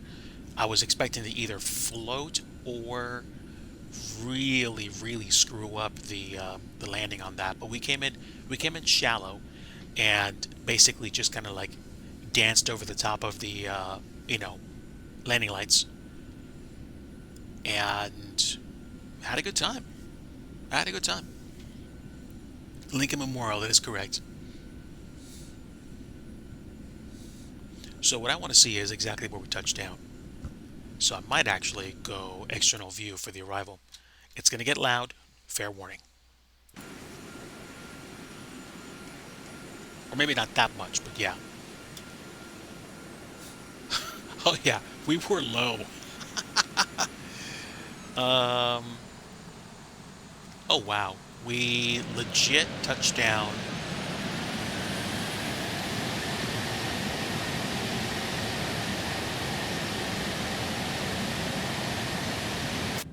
We legit touched down like shallow. That was really low.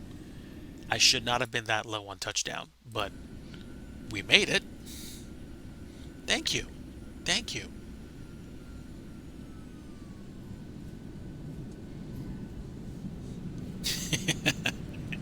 I mean, this is like a 7,200 foot long runway, so you kind of have to get tactical. I could have done a better job of coming in on profile, but we were right smack in the touchdown zone, which is great. I'm definitely happy about that.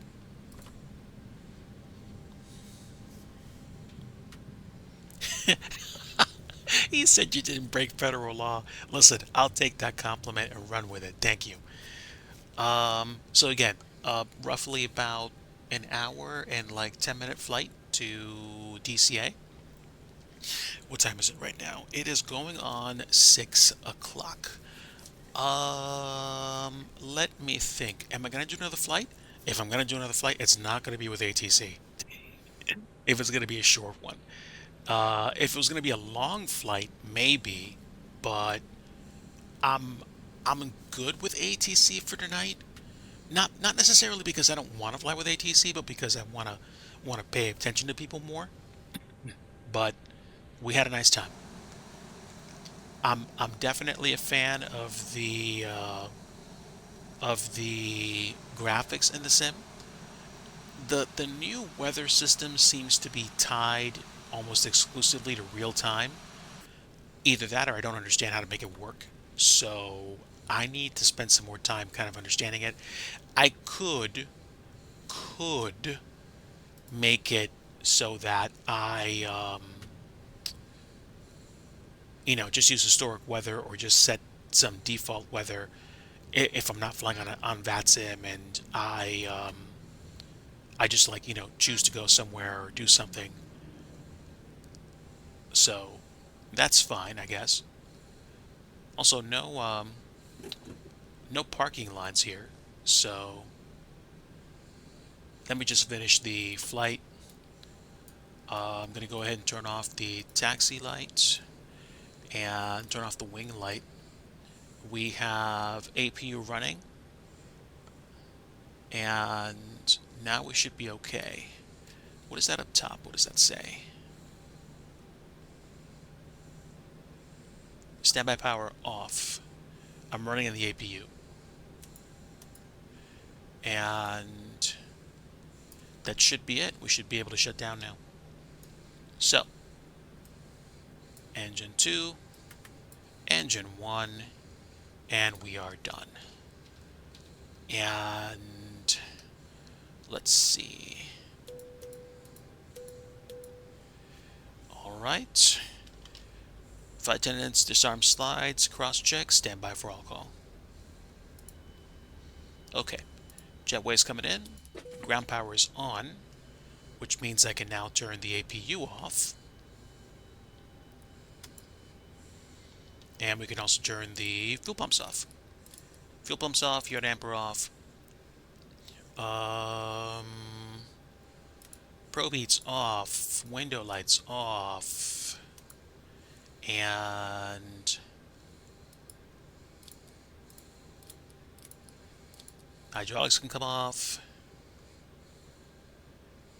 packs can come off, isolation valve open, bleeds can come off, any collision light can come off, and logo light can stay on, and I think that is it.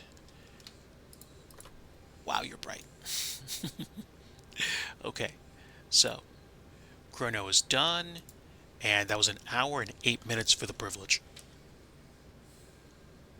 Moose is in the kitchen. That's the big hindrance. Yeah. I think PMDG is on the way to getting that taken care of, though. So hopefully, that will be done for a lot of people. And since I am not on VATSIM anymore, I can take off real time, and I'm not doing the replay anymore. I can stop. So I can get the lighting back. There we go. That's a lot better. So we are in Reagan National. We just pulled in a little while ago and had a nice flight. Definitely had a nice flight. And now we can go check out downtown. And good gravy is my frame rate tanking. I don't know. I don't understand why I'm like taking such a hit. But I mean, we're dealing with what? Two airports, maybe more in the vicinity. So I guess that might be a reason why my frame rate tanked. I don't know. Um, the big flight that you did. I think I tuned in right as you were coming into. I think you were flying into Heathrow. But yeah, the kind of like commemorative, across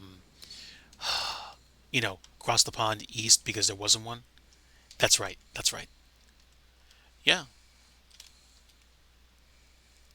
this is good. I'm happy with the modeling of the mall and the White House. The Smithsonian's around here somewhere, and there's the Capitol building. And Yeah, I'm happy with this. This actually looks quite nice.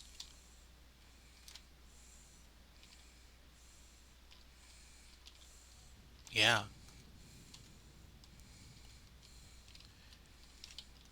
It's the graphics. Is it just me, or did the graphics kind of like make the sun way too bloomy again? I'm checking my settings. Monitor configuration, visual offsets, field of view, lateral field of view, default view. Super sampling is off. I might be doing something wrong. I can always check that out later. But we made it. We made it. We didn't crash. So I'm happy about that. Main thread. Control Shift Escape Performance tab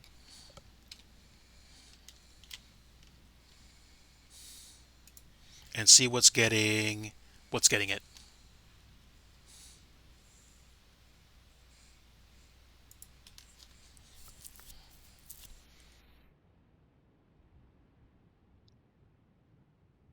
Almost makes me wonder if I was running out of VRAM, which almost sounds like a silly argument, but that might have been it, especially with like the clouds and rendering all these buildings. I don't know what my world object density is. It's set to high. It wasn't a problem before. And you want to know what? I might kick my shadow quality down to low, really, cuz I don't necessarily care about shadows, like barely. I'll take some of that VRAM back.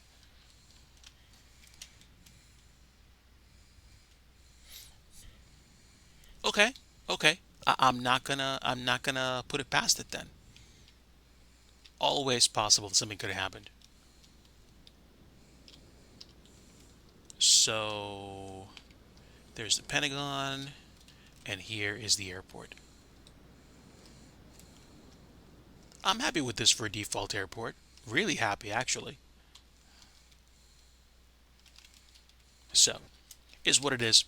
Um, we're here at DCA.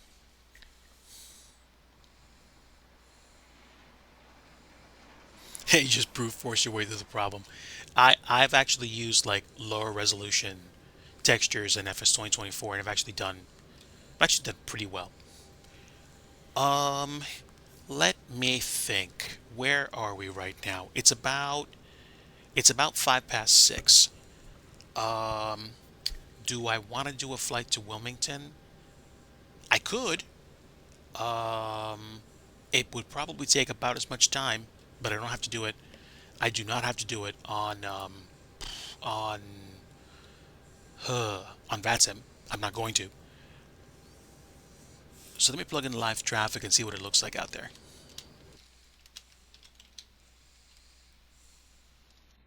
And let me go ahead and turn off XPilot since I'm not going to be on VATSIM anymore.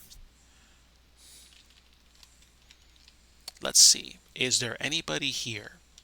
I would venture to say no. And if that's the case, then that's fine. So, do I want to use the same plane or fly something else? I could probably do myself a favor and fly the A319 and take a little bit of a break. Actually, as a matter of fact, it's not a bad idea. So, I flew the A319 when we world toured into when we did a quick break from the world tour. We did a Japan flight from Sapporo to Tokyo, Haneda.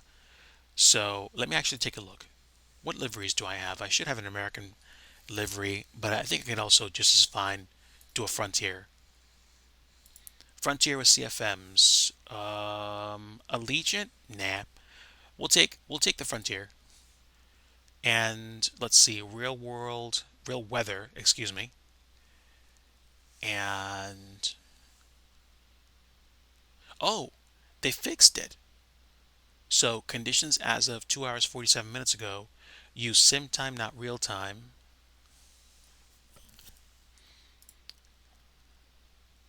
Oh, okay, so you can use current conditions regardless of the time. Good, good. I'm glad they got that out of the way. Let me see what happens if I can actually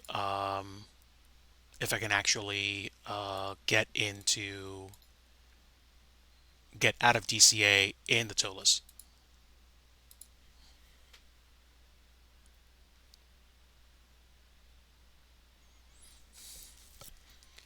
People have been talking about it, at least one person. I don't know anything about Navigraph Academy, um, but that's okay. Let me go to DCA, and we're going to start at gate Bravo 18 this time, and that's it.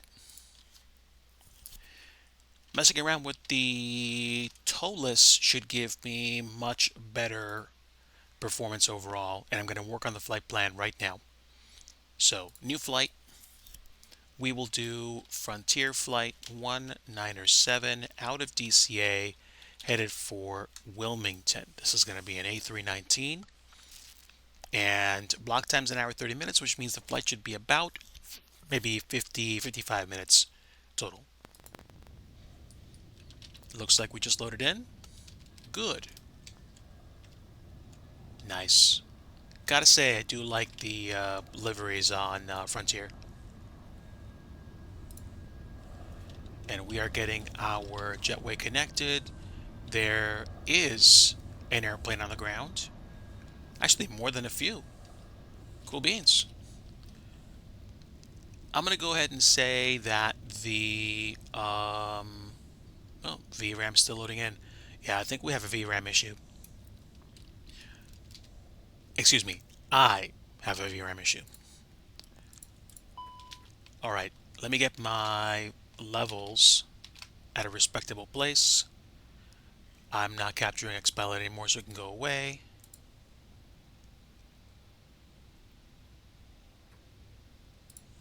Um, where was it anyway? It wasn't even there. That's fine. It was at the very bottom. Cool. So, stick to what I know. Let's go ahead and start getting the nav systems up and running.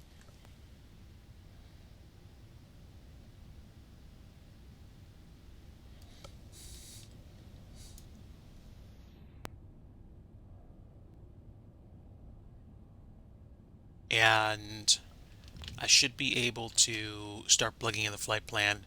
I'm going to unload the flight that we had, and I'm going to load the new flight from SimBrief. So here we go. We're taking the Amy 1 departure, and we're going to go direct from the last waypoint, which is back to Wilmington, and we're going to take runway 1 to runway 24. Looks like the wind's just shifted. My thoughts and prayers go to the families of those affected. So let's go ahead and get the flight planned and set. This won't take me that long because Tolos is actually pretty good about this kind of stuff. And we will get the screens up in brightness, and then we will be on our way.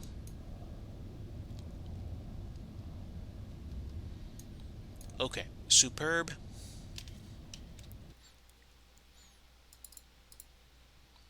(2257) squawk mode Charlie. Doors locked, and let's get started. So, perfinit, we're going to take KDCA to KILM, and the flight number is going to be, excuse me, Frontier Flight 197, and hit the Align IRS button. Get the briefing. Cost index for today's flight is going to be an 8. Cruise is going to be 38,000 feet for a 1-hour flight. dude, I don't know what, but okay. If you want that, that's fine. Okay, we'll pick the 01 runway, Amy 1 departure. That's right, Amy 1. And transition is going to be Scoob. Zoinks. And then Scoob, and then we have some waypoints to put in. Just one, really. Pack with two A's. P-A-A-C-K. Right here. And then we're going to get rid of this discontinuity, and we're going to choose Wilmington. The runway chosen is going to be 24. We can do ILS Zulu 24. Go straight to final. Yeah, which is pretty much straight from Topsy. No star, Topsy. And then we insert. Have a great night, Mark Rio. Good to see you.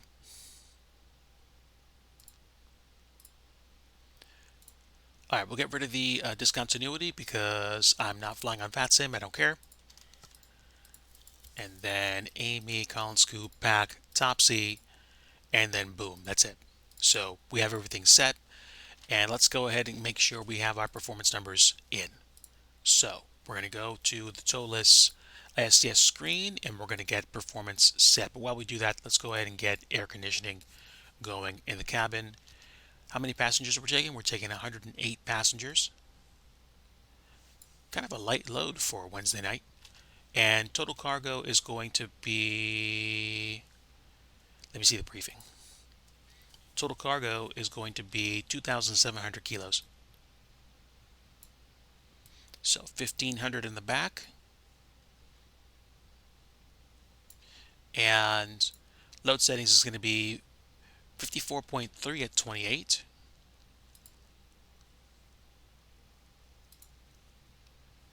54.3 at 28. And block fuel is going to be 5,900 kilos. So 5.9. Excuse me. 5.9.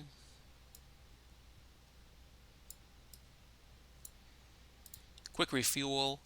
And now we can get the slats and flaps selected. We're going to use flaps 1 and toga thrust not required. We're going to have a flex temp of 67 right here. And then 124, 134, and 137. The flaps up 0.3. So flaps 1 with an up of 0.3. And that's our performance and flight plan sorted. Great. So let's go ahead and start getting everything else set. How long do I have? Does it even say? What is the current temperature? It's 2973, temperature 19.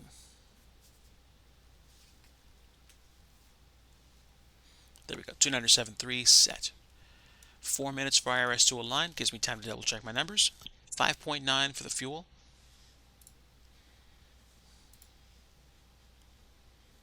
On external power right now. APU is offline. Get the cabin nice and cooled.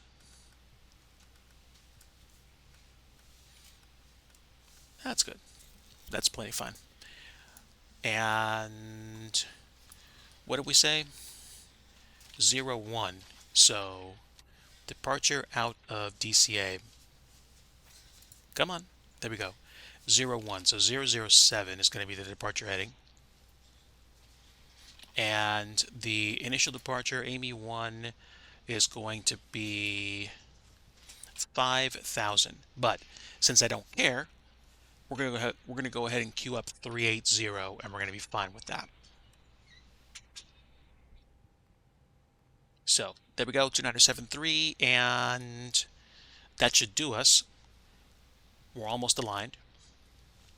And since we're almost aligned, I'm going to go ahead and set up the APU right now.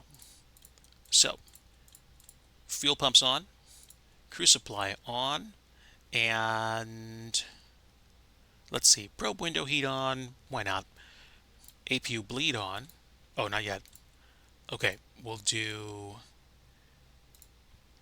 nav logo lights position 2, beacon light on, seatbelt signs on, no smoking signs on, arm the emergency lights, dome light off, standby compass light on, APU starting up. We should get the bleed on shortly. And am I missing anything? Not that I can think of up top. So the IRS is almost aligned, and we should be able to get going very shortly. What's my volume? Not much. And it's kind of quiet out there, which messes with me a bit, but that's fine. Okay, so we do have quite a bit of traffic on the ground. We push back, we'll push back. Nose facing south. Okay.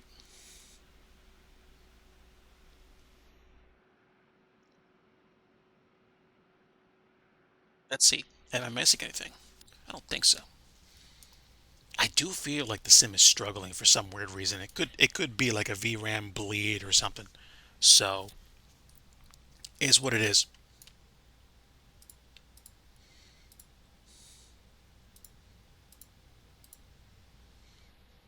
Normal APU bleed.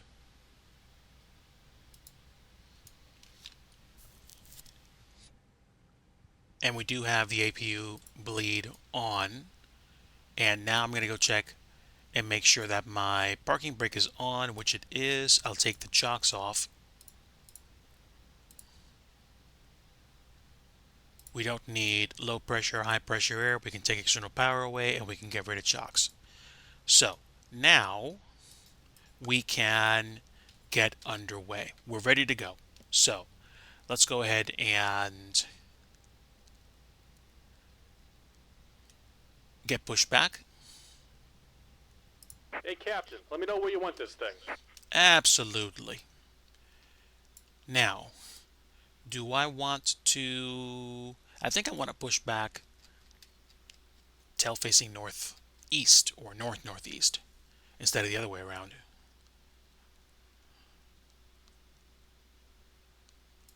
That's fun. Great news, Captain. Your tow's coming.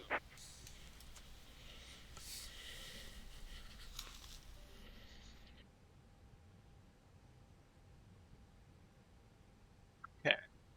If anybody's wondering why my joystick kind of comes in and out, it's because it's an old joystick and the cable I need to actually replace. So I'm not sure what's going on with that. Give me a moment to make sure something else is under control. Stand by.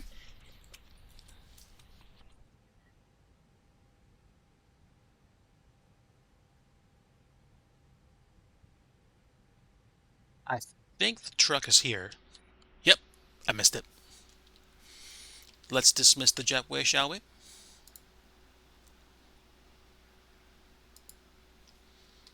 All right. Looks like the doors and hatches are closed and we're ready to connect. Okay. External doors look like they're closed from out here. Yeah, I'm good. Oh yeah. There's some kind of bleed that I have right now with my VRAM. Ooh, look at that. 6.5 of 8. Yeah, I'm pretty much maxing out my card right now. So that would probably explain my frame rate drops. I'm gonna have to research that some more.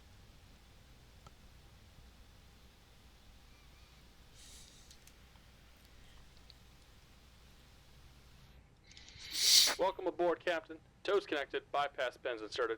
Go and kill the parking brake when you're ready to go. Let's go. Here comes the pushback. Light 'em up. All right, let's go ahead and go to Wilmington. Second and final flight of the evening, and ignition mode crank. Squawking TARA, engine number 2. Let's go ahead and start that up right now.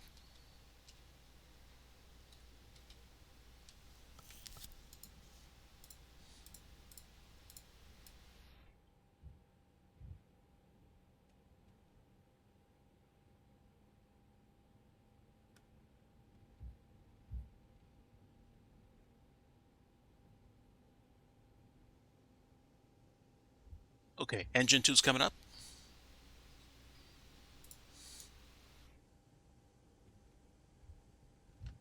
Flaps to position 1, up of 0.3. And let's go ahead and fire up engine number 1.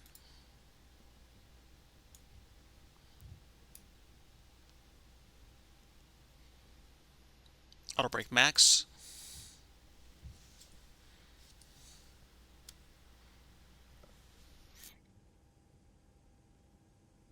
How we doing here? How are we doing? Good.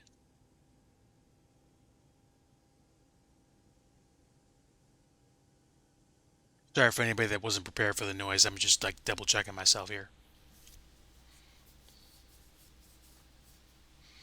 Okay, does look like we've got the engines available now, which is good. Why is the Just about done here. Go ahead and set your parking brake. And we're disconnecting the tow. Give me just a moment.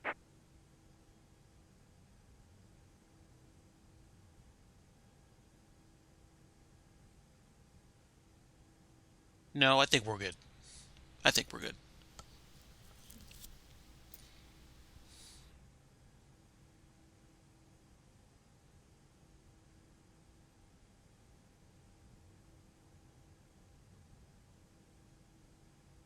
This should be like a 50-minute flight, and then we'll be good for the night.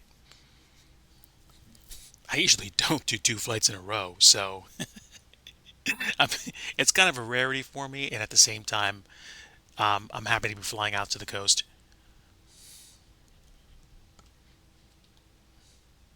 And even though And we're disconnected. Signal and pin on the right. Take it easy and have a safe flight.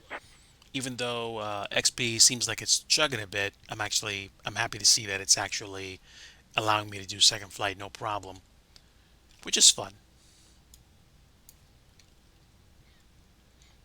Let's just wait for our friend Gary to give us the wave off here.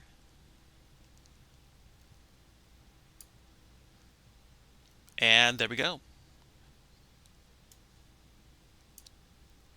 And gear pin. Got it. Boom. Now I can do a flight controls check on this, unlike the other aircraft I was flying. But again, default, and I respect that it didn't have some of that stuff available for me to use. Welcome back, Sogan. Alright, so full left, full right, full forward, and full back. Full left rudder, full right rudder, full speed brakes, speed brakes retracted, ground spoilers armed, and what are we missing? Predictive wind shear,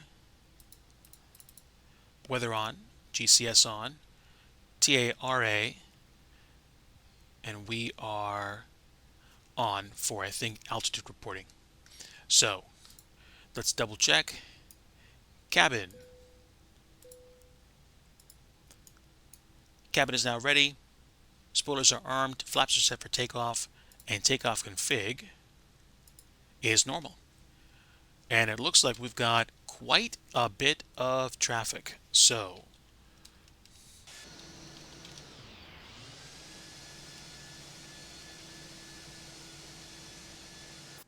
we'll see. Let's go ahead and release the parking brakes.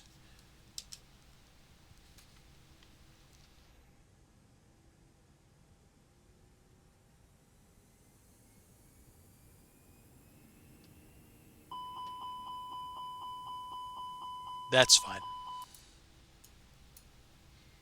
Clear that.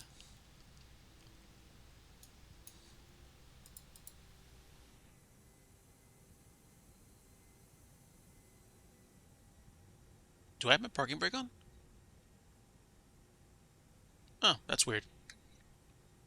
Alright, great. So, cabin. APU bleed can come off, and so can the APU. Taxi light can come on, and we will drop the landing gear lights into place. Same with the strobe. Takeoff config is currently good.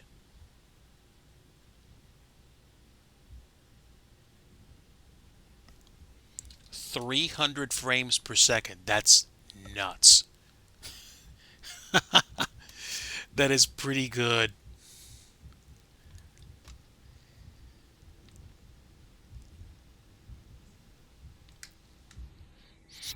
All right, so where are we going here? We're at DCA. I'm all over the place.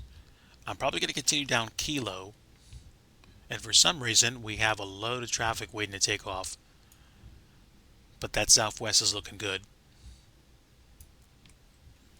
So which way do I go here? I could zig left and zag right.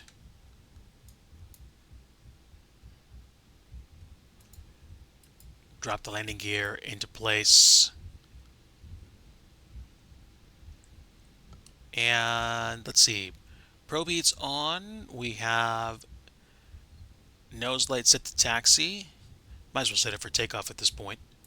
Wing lights on since everything else is lit.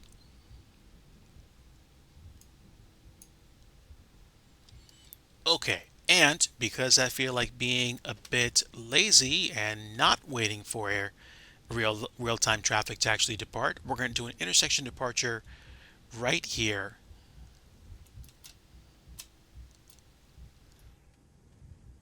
And just make sure we're configured for departure. And I think we should be fine. I think I hit the parking brake. I did not. There we go. Parking brake is now armed.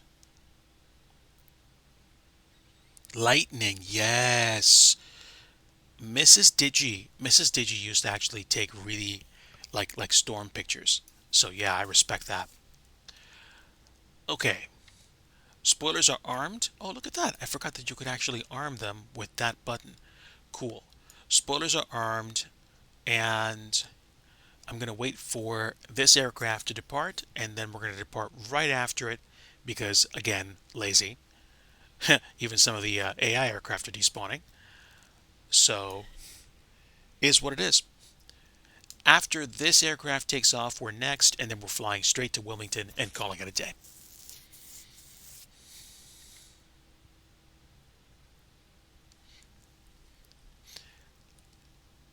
We weren't like storm chasers. We basically just watched thunderstorms roll in, and she would like get pictures of the clouds and sometimes the lightning. We went camping one year and we saw this huge huge cloud, and like from like 50, 60 miles away we caught like a blast of like lightning, and that was amazing. It was amazing. Okay. So like I said, lazy dude, intersection departure, don't care.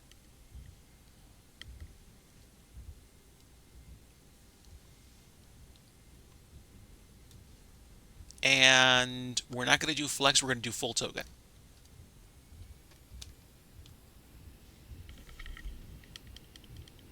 Mantoga SRS runway, auto thrust is green because we're going full toga.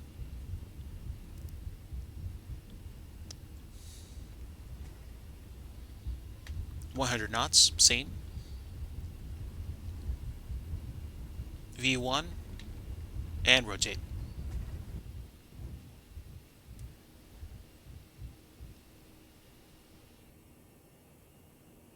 All right, positive climb, gear up.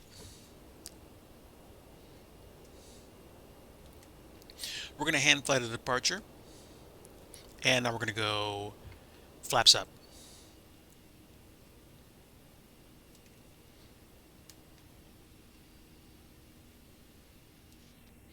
We can climb even higher than that.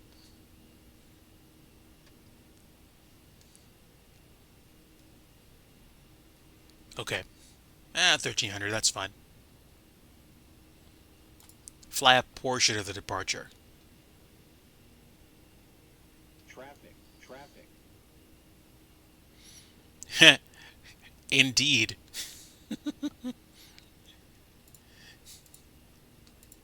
Looks like we're chasing the traffic out of here. So, we are thrust climb. I can put my nose lights away. And Traffic. noted, disregard. Ignition back to normal. Ground spoiler disarm. Flaps are up. And it looks like they're taking the same departure that I am. Yeah, we're thrust climb.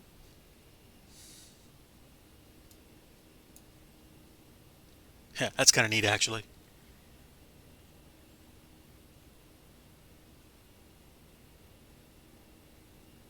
Watch a distant storm with a long exposure camera. I might have to tell Mrs. Digi that. That's kind of cool. Okay, obligatory external shot, going to be really loud in 3, 2, 1.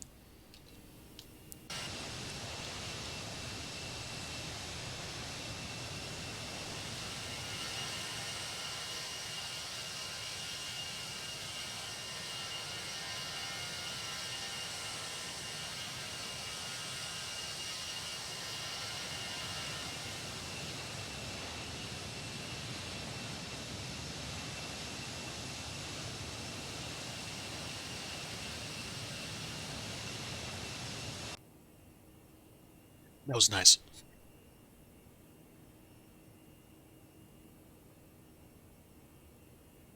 Okay. Say what you will about the growing pains of any sim. XP is getting the atmospherics down nice. Perfect? No. But is it looking more and more realistic? Oh yeah, it absolutely is.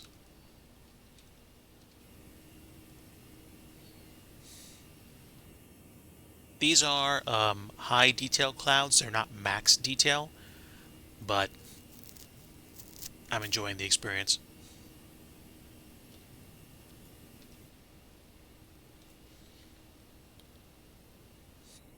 Okay, now, was that Control Alt F or Control Shift F? There we go. Yeah, frame rate's in the 30s. I mean, given the new updates to graphics and stuff, I'd kind of expect me to be on the lower end of the scale, but that's fine. There we go. This is what I'm talking about. A slightly lower, not lower fidelity, lower stress flight. There we go.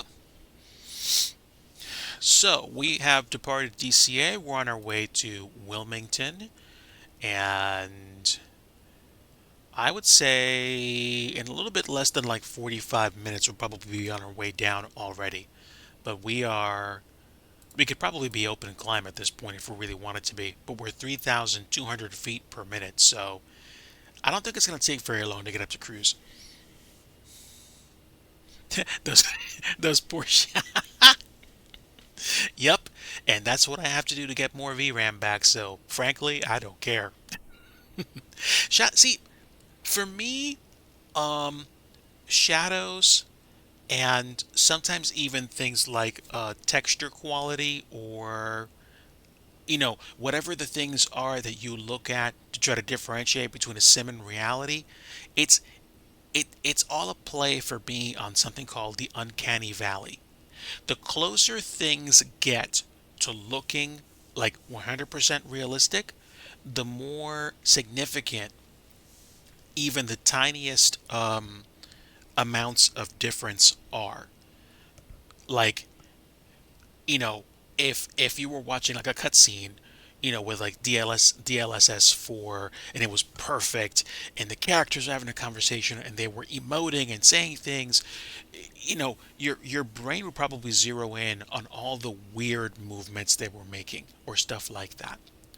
If the weird wonky shadows I have allow me to retain more of my VRAM, which is an 8 gig VRAM card anyway, then that's what I have to do. I mean, this isn't the same sim that released in 2020, in the fall of 2022. There have been a slew of updates done to it, so it's like there's new stuff coming through. Ultra or bust for you. Rock on, man. You can do that. Go for it. Lyles, hello, my friend. Welcome. Welcome. We are on our way to Wilmington, North Carolina. We did a flight from JFK in New York to DCA. We flew something called the River Visual for the southbound runway 19, heading 190, and then basically we landed it. We were low on the approach, but we buttered the landing and got out of the runway at a reasonably respectable spot and enjoyed a little bit of replay action, and now we're flying to the coast.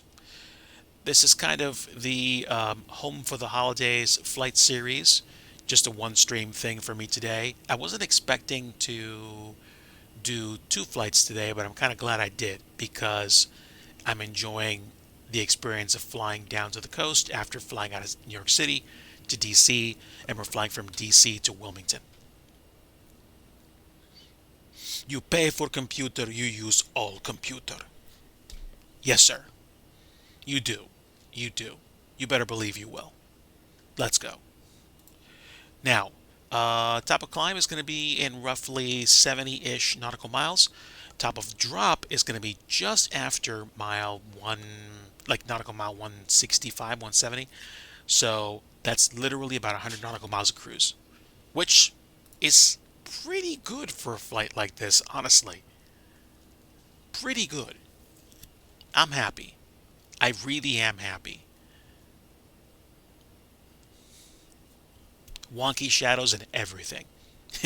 I'll take all the roasting. I'm happy. Um, this PC I built in the fall of 2021.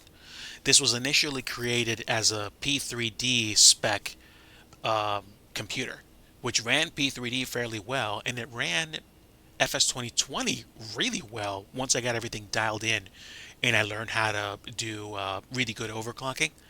So I got into a good routine with that, and the performance is actually pretty good. It's lasted this long. I'm really happy with it, and I do not have any money to devote to a new sim rig at this time. Now, hey, any rich benefactors that want to throw, a couple thousand my way so I can get SimRig 3.0, you're more than welcome to. But, for reality's sake, I want you folks to understand I never make donations, subs, or cheers compulsory. They're always appreciated, and I get it. If you don't have the money and you just have the time and you like saying hello, continue to do that. I'm grateful for you guys stopping in and just enjoying the stream. You've been using your computer doing remuxing of movies. I thought at one point about um, ripping, ripping, ripping CDs or ripping the DVDs that I have, but I crossed a boundary line where I just said, you know what, I don't care. Like, I'm not. I spend so much more time doing stuff like simming and coding, and doing other things, and doing family stuff that it's just like ripping or making like my own personal library of stuff that I can use on a computer. It's so much less important than it used to be. Like, period, and I mean period. End of sentence. I'm happy to do things like stimming and gaming and trucking. So this is where I am. But if you want to, make your own kind of like off-stream library that you don't have to worry about your DVDs going bad, you know, if you have the CDs, DVDs, you do you. 19 minutes into the flight. Did I turn on my chrono? I did not turn on my chrono. I don't care. So give or take about 9 minutes. We've been flying for about 9 minutes. I'd say. Yeah. So block -9 is my chrono.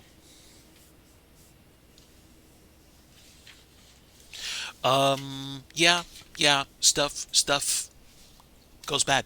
Stuff decomposes. Even cartridges go bad. So it's not just like, optical media or like, analog cassette tapes that start to basically go bleh. It's everything. So I get you.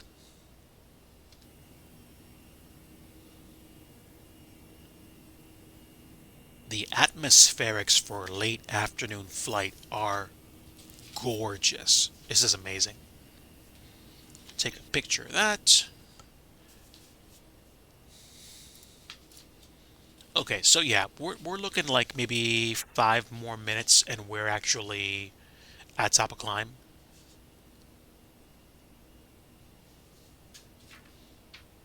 And then another 10 to 20 minutes and we'll be ready for top of drop. So let me start looking at what arrival information is going to look like at Wilmington. I've never actually flown to Wilmington in X-plane, so this could be really cool. So let's see. Let me zoom out. We're passing past, I think, or we will be passing past Williamsburg eventually. But what was I looking for? Oh, right, weather. Wilmington weather. We have altimeter 2994, 2994. Temperature is 20. So what is that, like the 60s? And then winds are 220 at 7.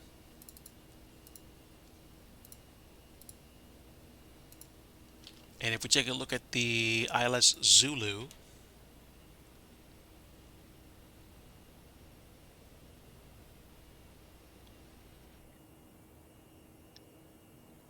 it's going to be 226 for Barrow.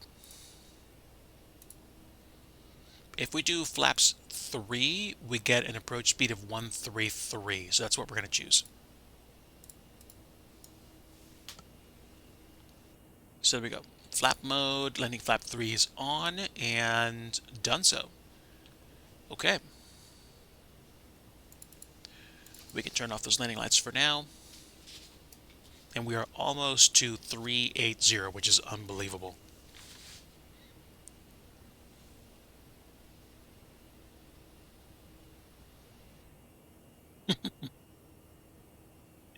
The ease of technology, right? Good stuff.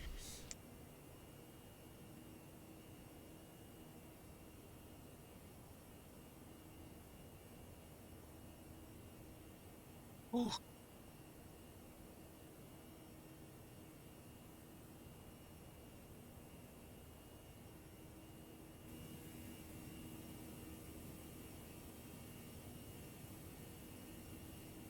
I think the next step, oh my word, these clouds. I think SimRig 3.0 is probably going to be built with a 40 series NVIDIA GPU unless I can get an AMD card that gives me similar or better power at like a ridiculously cheap price. And I mean, this is me just projecting out into the next year or two. It's not happening anytime soon. Again, unless somebody decides to fund me or sponsor me to do so. I think it's going to be like a 9000 series AMD GPU, CPU, some kind of Ryzen 9 or better, a 40 series NVIDIA card, again, unless there's a suitable AMD equivalent,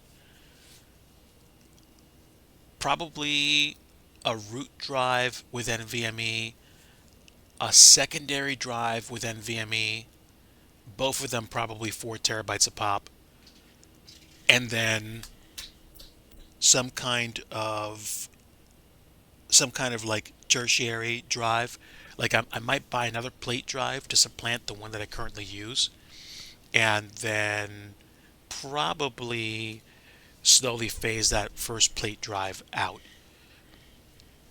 Something like that.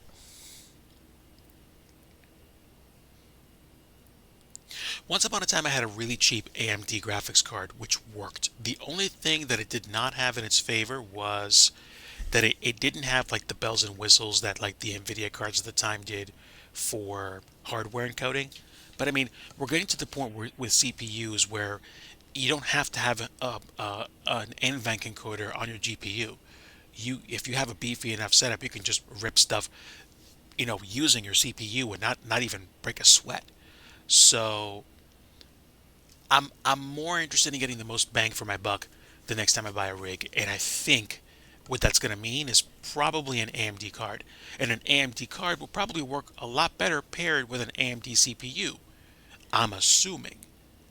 Also, it might work better in Linux because I think the next rig that I do is probably going to be predominantly based in Linux, if not totally.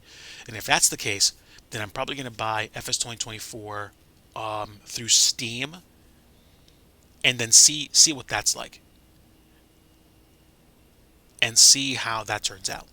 Because my current rig is Windows 11, but I have my old tablet which is now running Pop OS, which is a Linux distro, and I'm actually liking how it's running, considering it's basically a 9-year old, actually no, 11-year-old tablet. I'm quite happy with it.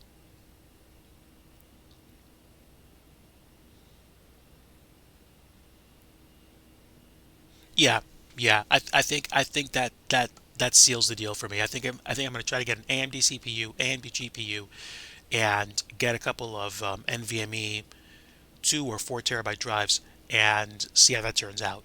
And a couple big plate drives, but I also have a NAS set up at home. Backing that up is probably going to be problematic, but one step at a time. And I think part of what I'm going to do is I think I'm going to start just having more realistic expectations about backing stuff up and having reasonable secondary and tertiary backups of really, really, really critical stuff so that I can have a better flow. We are cruising. And the final approach fix for Wilmington is going to be 1800. So I'm going to go ahead and set that now. And then when I hit manage descent, it's going to be set for that altitude. And we should have constraints, unless there are none, to get me to where I need to be. So that's fine.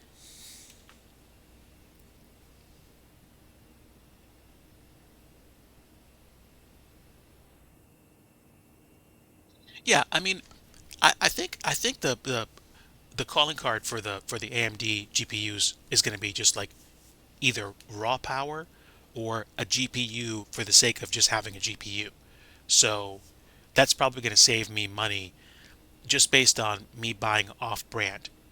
It'd be like me going to, in the old days, in like the early to mid 90s, going to like Reebok instead of like, Nike, or like, some other like, brand store to get a pair of sneakers. I mean, these days Reebok or RBK is basically like premium. Like they grew up into their brand and their brand costs money. But yeah, like if I buy something which isn't a crazy, crazy, crazy strong brand in terms of like, PR, then I'm probably going to save money.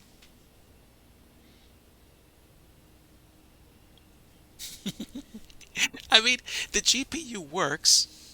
I understand. And any company's going to have issues with GPUs in one way or another. If I had to pick a problem, I'd rather pick having my GPU drivers occasionally break my experience playing a game instead of having my GPU fail. So I'm okay with that. It isn't the best thing, but it's not a a game or condition that ends me playing games until I get a different GPU. But given that I'm more and more interested in doing like purely Linux based stuff and having my apps through Steam or through a different ecosystem, since I don't do that much stuff that involves a need from Windows other than Microsoft Flight Sim, which I got through the Microsoft Store. And again, once I get in the Steam Store, I can stop using the Microsoft copy. I I don't know, like this, like I'm really kind of leaning towards that ecosystem now anyway, so that's fine. So is what it is.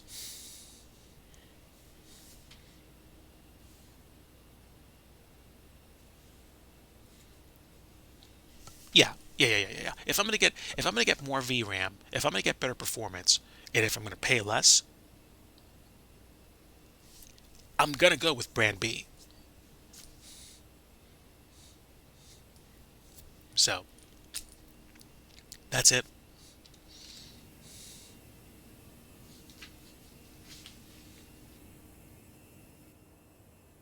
Late afternoon times. What's the UTC right now?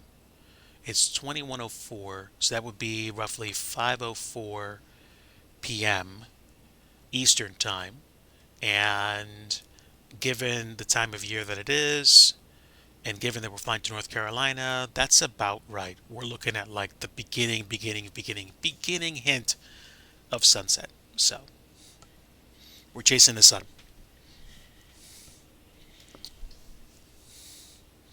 Again, this is my second and final flight for today. I will not be streaming tomorrow. I probably won't be streaming on Friday either.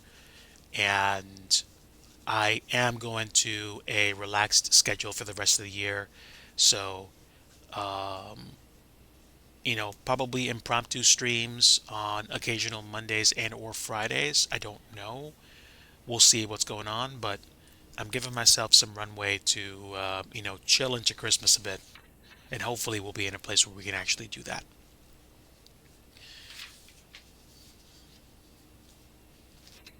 Probably hope to catch a night where we can get some hot chocolate and go check out people's homes that have Christmas decorations on them. You know how some people have like Christmas decorations that actually like, go to music.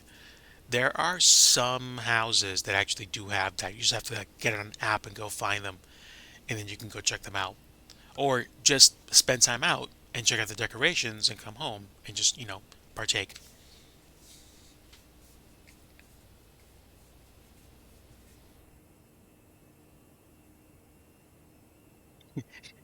Hey, Kool-Aid. Oh yeah. Oh man. That's a blast from the past. I I think I hold that grape Kool-Aid is the best flavor ever. Fight me. Uh, I don't think there was another flavor that actually resounded with me that much. You kind of have to want to ruin a flavor like grape in order for it not to taste great. And I mean, I was a kid. I grew up drinking, occasionally like grape soda. And again, grape soda in general probably harder to mess up than something like, cherry soda or even orange soda. Eventually, I got tired of drinking orange soda, but like grape or even like cherry Coke is probably it sticks with me more. Now, do I drink soda on a regular basis? No. I'm just talking about, Kool-Aid and just like grape flavor. Fruit punches goat. Let's go. Um, you know what? You're not wrong. Um, I've had I've had many different kind of like permutations of fruit punch in my life, and in general, I like fruit punch. Um, if we're talking about like a single fruit flavor, I would pick grape. If we're talking about a combo of fruit flavors and not fruit punch, I'd probably say mango pineapple. Close contender is lime. I like lime flavored soda. I'm not a big fan of Sprite, but I will drink it on occasion. I do like ginger ale soda. I'd almost prefer drinking flat ginger ale if like I have like stomach upset because I think the ginger in that does help. Although I do have ginger candy as well. I don't know.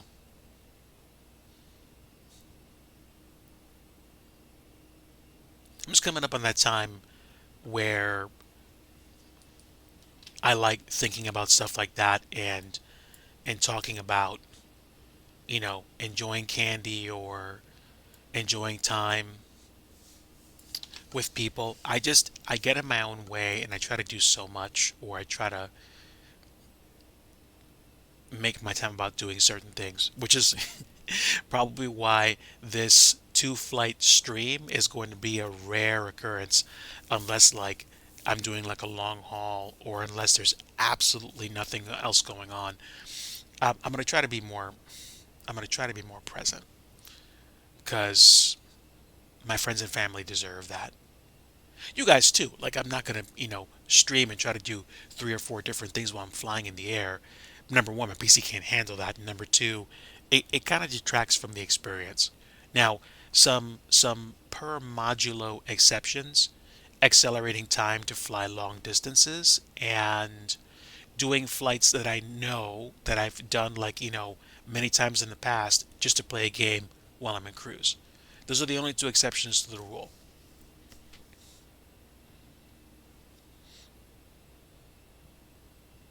Mellow yellow. Oh, Lyles, you're in good company with my wife then. She's a big root beer fan.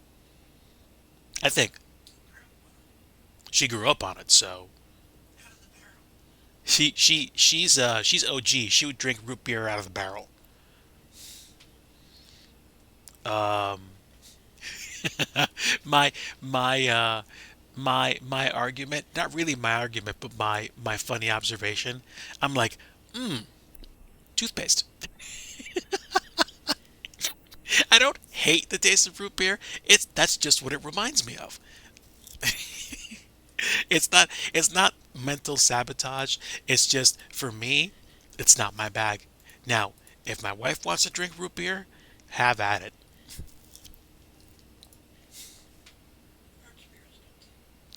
Yes, toothpaste. But she's had root beer, she's had birch beer. What's that? And sarsaparilla, so I hear.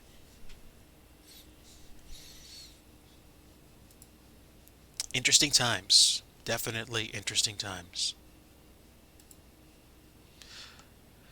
Okay, let me think. So we're like 20 minutes out from landing, I'd say. 20 minutes out from at least approach. And we're coming up on top of drop. Top of drop is in about 60 nautical miles. Let me double check. Wow. I think I think the problem is I'm doing a second flight and I think the VRAM is just like loading and unloading, or the clouds are kind of complex. Something. Whatever. VRAM issues. Duh. Well, I tell you what, Sogan. Just for you. Just for you. Next time somebody offers me root beer, I'm going to take them up on it and really just kind of sit and mellow into the experience and drink it and just be like, what's that? It's a good sip. Mrs. Digi says it's a good sip. Good sip. So I will I will reconsider my position.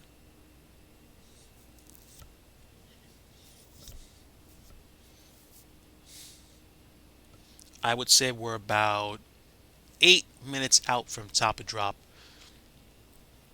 and then we will be going pretty much direct to the ILS for Wilmington, which is incredibly convenient. It's almost a direct straight in, pretty much direct straight in to 4, which is great.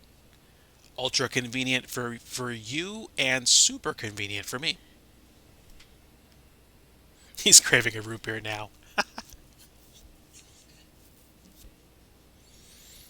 Oh man.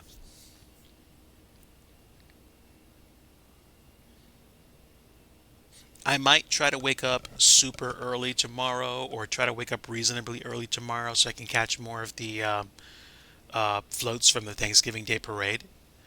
And then we have family time, enjoy some food together and some entertainment.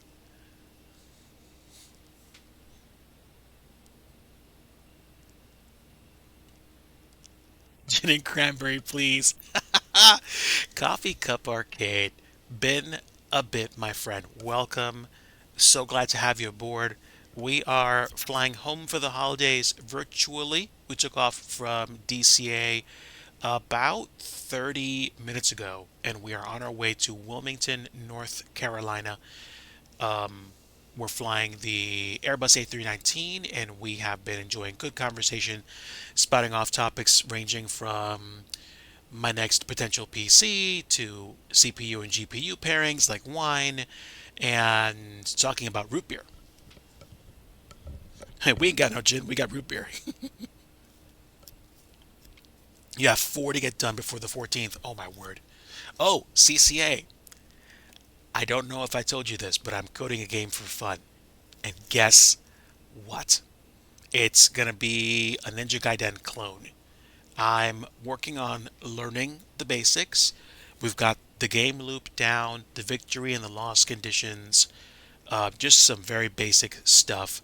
Knockback mechanics, hit boxes, jumps, wall clings, getting things to feel good. Because in one sense, if I can't make, running a red rectangle across the screen fun, if I can't make it feel fun, no amount of graphic fidelity is going to make the experience get saved. Like it's not going to save the experience. I'm sorry. I'm trying to say, no amount of graphics is going to make up for bad gameplay. So I'm working on that. I don't think it's going to be done by Christmas time, but I think if I chip away at it a little bit every day in between like projects and things I do for work, I will eventually get to a place where I have a nice fun little demo. And I don't know, could probably port it to a bunch of platforms or get the basic game mechanics down and then port the basic game mechanics down and just figure out how to actually, render game loops in different frameworks or different languages. But that is how it is right now. That is the plan, at least in part.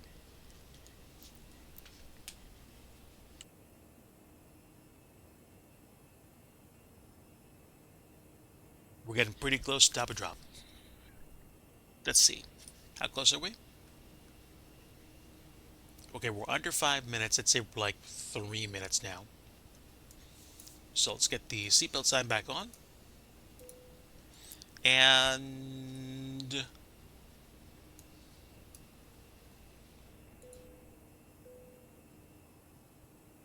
I think we're okay. Back's to normal.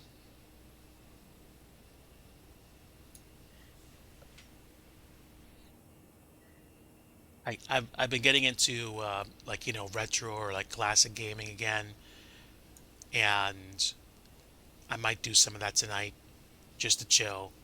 I'm not going to be doing another flight after this. I did 2 flights today. I'm happy. The first flight that we did was from JFK to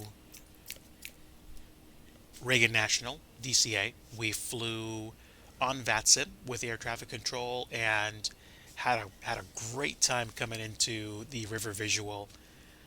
We flew past downtown DC and we landed. I was happy. And yeah, about 2 minute warning at this point, and we'll start descending. we'll probably do one or two replays and then basically, sum up once we get down to the ground and be good. And then I will take care of my pets for dinner and we'll figure out what we can do for dinner and just leave it at that. Dinner tomorrow is handled. We are not making it. It is being prepared for us. We just need to bring our stomachs to wherever the dinner is being served. And then hopefully a chill Friday and a weekend. And I've got some time off, which I will be taking advantage of. And then we'll see what happens. So, to all my stateside friends that are going to be with time off tomorrow and hopefully even on Friday, happy Thanksgiving to all of you. And my best wishes for the beginning of the Christmas season to those that are otherwise unable to take a break for the next few days.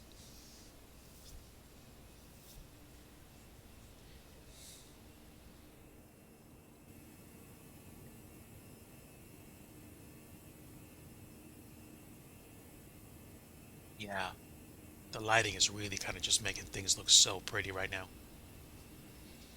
I'm happy.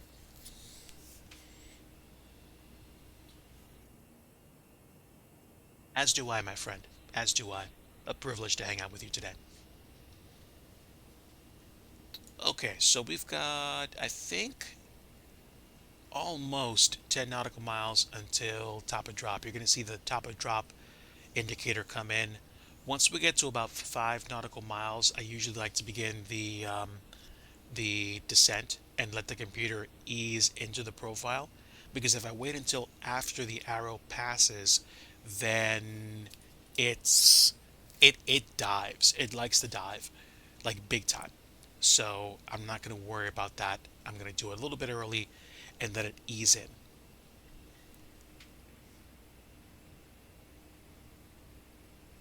Sogan, it's interesting you mentioned that Mrs. Digi has been watching Charlie Brown movies and just remarking about them. And we chuckle watching certain things because I grew up watching Charlie Brown movies as well when they were like on TV, you know, a CBS special cartoon like for the holiday season and stuff like that. The thing for me was like the Great Pumpkin and and the Christmas movies and stuff. Managed descent is now active and we are beginning our descent. And that squiggly arrow or lightning arrow is basically when the profile really kicks in. Good grief. Medium auto brake is probably good enough for Wilmington. And when we arrive, we could pretty much go all the way down to the end of the runway and go to the terminal. So actually, you know what? We're going to do auto brake low today. Auto brake low. Spoilers armed. And we have the approach data set. So let's take a look at what performance is right now. Descent distance is 98 nautical miles. I think we're okay.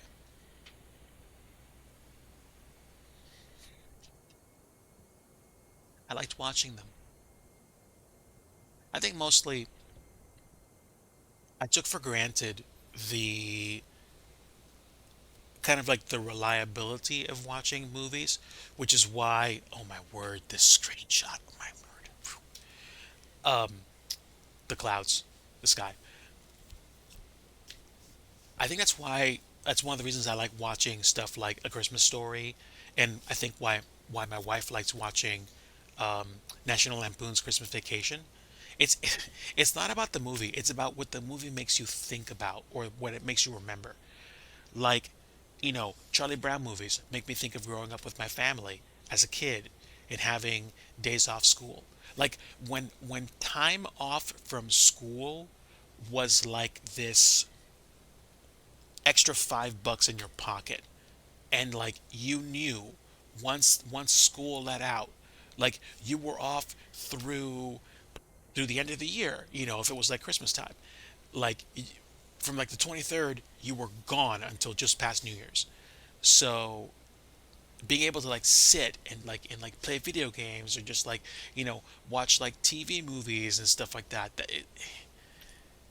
it's not lost on me, and a part of me wishes I was back there because I would want to, I don't know, spend more time listening to people.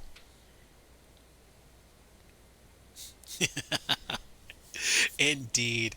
Like, I think about how I used to complain and still do, but I used to complain a lot. Like, oh, like my PC doesn't have like 640 kilobytes of RAM. I only have like 384. Like, I was able to play Barbarian. I was able to play Wings of Fury. I was able to play Space Quest and Starflight and what else? Like play games in Windows 3.1 or 3.0. Like I look back on that now, it's like, man, I wish I had a a natural PC that I could like boot back into Windows 95 or 98. I do have a laptop, but I kind of like I flashed the drive or reformatted the drive, and then I lost the ability to reinstall Windows 95 on the thing. So I lament not having that.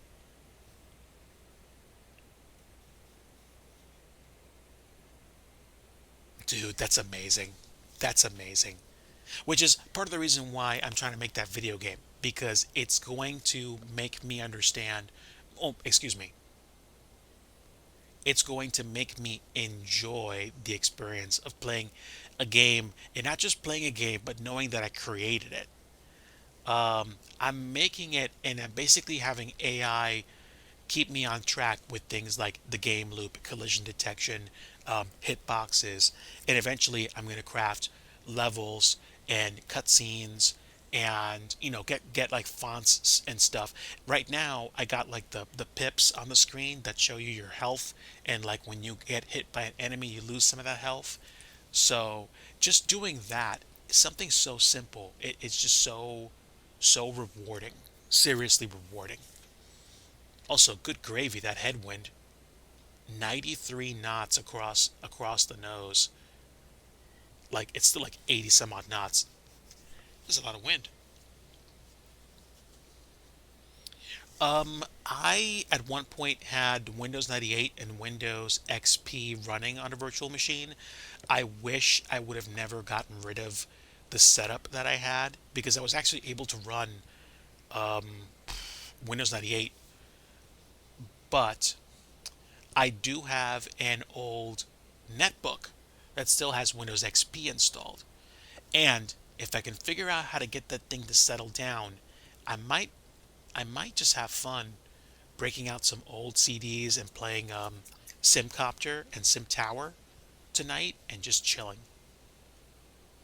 I think two flights in a sim is more than enough for me to enjoy the flights, especially when they look this pretty in X-Plane. But yeah, I think I'd like to get back to playing Windows 95 or Windows 98 games.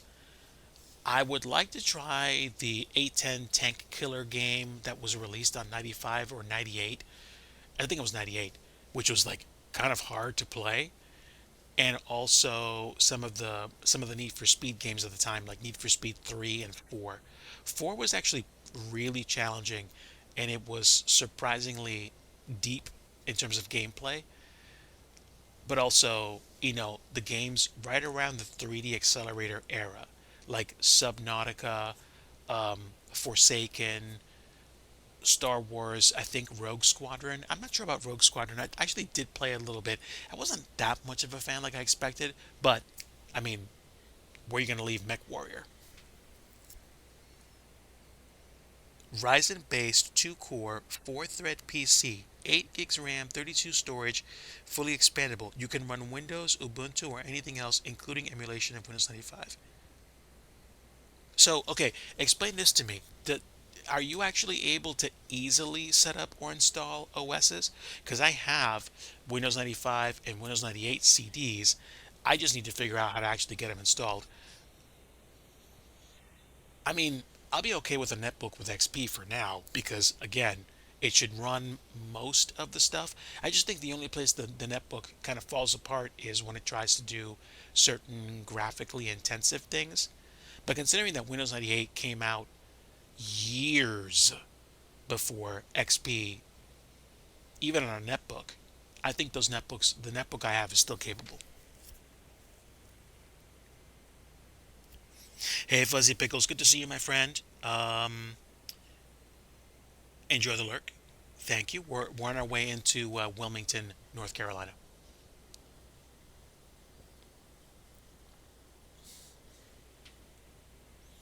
Need to run them in a virtual world, so I might start getting back into that just to see what's up. Because I think I would like to get back into that, honestly. But even more so, I do not want to throw this Christmas away. Every single year, I feel like I miss the mark. Well, excuse me, not last year. Last year was pretty interesting. But I mean, I was reading my devotionals. I have like 4 or 5 books that I read for the nativity story and the reason for the season, which, of course, as a born again Christian, I believe, is a personal relationship with God through Jesus Christ.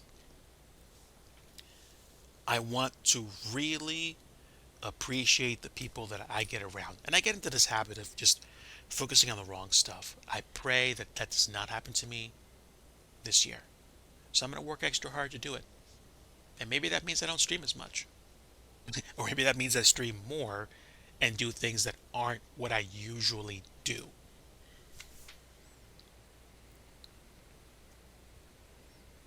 Nice. So 32 gigs of memory and a M.2 of 256 gigs and a 1 terabyte external SSD, which is what, okay. Okay. Wow. So, sheesh. I mean, the game has changed. That's for sure. That is for sure. I think that's a future conversation, but also with Pop OS on my Surface Pro 3, I can still use an 11-year-old tablet, which is, it's kind of mind-blowing, actually. Also, it looks like we're going to do a little hold at Topsy, which is cool, and then we're going to line up for Sumley, and we're going to land the plane. Take a gander at this. Nice.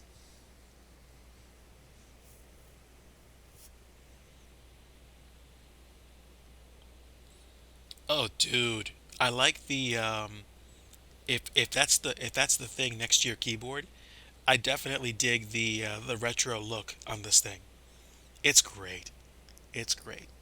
I used to have a 2600. So yeah, like it's neat. We're definitely not making 2-4 straight in, so I'm glad that we're actually holding. Okay, give me the weather again at Wilmington. It's 29905.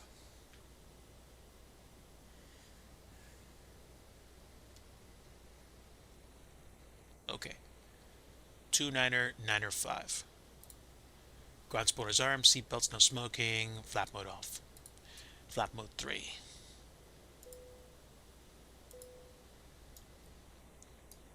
All right, so we are definitely committed to the approach at this point. I can see the shore, and we are locked into Topsy, where we're going to be going a little turvy, ha. Uh, I think 1 cycle hold or 2 cycles of a hold before we roll out on the appropriate altitude for the arrival. Now, I think I'd also be okay with giving up a little bit of performance to try to get a similar kind of environment set up on some of the existing hardware that I have. Because I have like a laptop from, I'm gonna say like 2007. No, no, no, that can't be right. From like 2013 or 2014. No, that also can't be right. Yeah, I think Mrs. DG's old laptop that she gave me is actually only about 7 years old, 7 or 8 years old. Actually, even less, probably like 6 years old, which is why I can do things like watching YouTube on it so well. So, only thing is, the keyboard doesn't work as well as it used to. So I have like another keyboard that I attach to it. But, upcycling it to use for stuff like that is, to me, an enjoyable challenge sometimes. Okay, so I'm pretty sure we're going to be holding at Topsy for a little bit. Let me take a look actually.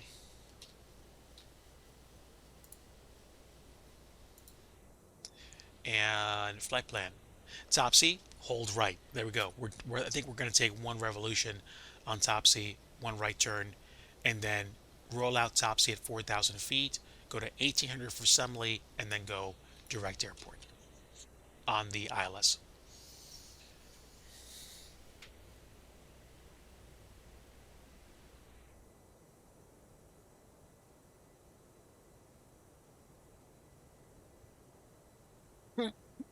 So Sogan seems to also be a connoisseur of hardware. CCA, like, I feel like the light went out on my appreciation of certain company hardware once I started to feel like they just weren't getting the they weren't reading the room well enough, which is probably one of the reasons why I don't feel compelled to buy a Switch 2 at all. Um, I'm not saying the hardware's horrible.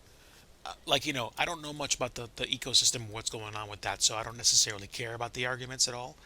I just know that the games that I like to play are not the games that are being produced today. I'm a fan of, like, the classic stuff. Or if people started making games like they used to make them before, I would probably buy them again. But is what it is. Um, which I think is why I just embraced, you know, tinier tech or smaller tech or tech that made me think about how I use my products so that I could actually I don't know, reminisce more, remember my past, enjoy the actual games that I remember playing. And I mean, every once in a while I like to play a new game, but I don't know what to tell you. Like, I can remember, still remember the moment I went through like an electronics store and found the console games, and I'm like, I'm not feeling this anymore. I'm not going to spend $60 on something that I don't believe in. And like, I felt like I lost the plot right there, which I think is also why I want to contribute to and create products and not just play them anymore, because I like, doing things like building airport sceneries and maybe even coding video games. And somebody that I talked about that said, well, maybe this is your opportunity to do something more substantial and bridge into a different career path instead of doing what you usually do. Now, I mean, I'm an IRL software developer coding what I like to call, quote unquote, boring software, and boring software pays the bills.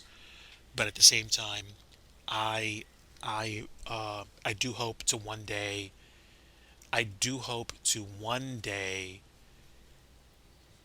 do some fun stuff too.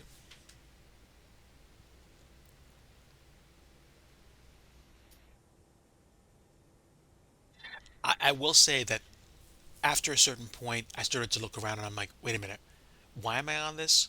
Why am I using that? Can I do better?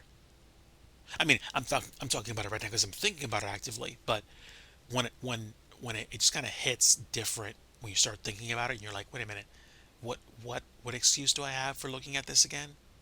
Like, I'm not going to certain, tech sites to look about something that I'm trying to convince myself to buy. I'm getting too old for that. Well, CCA, I will see what happens with the freshman effort that I'm working on. and I will probably share my progress with you on your Discord as well.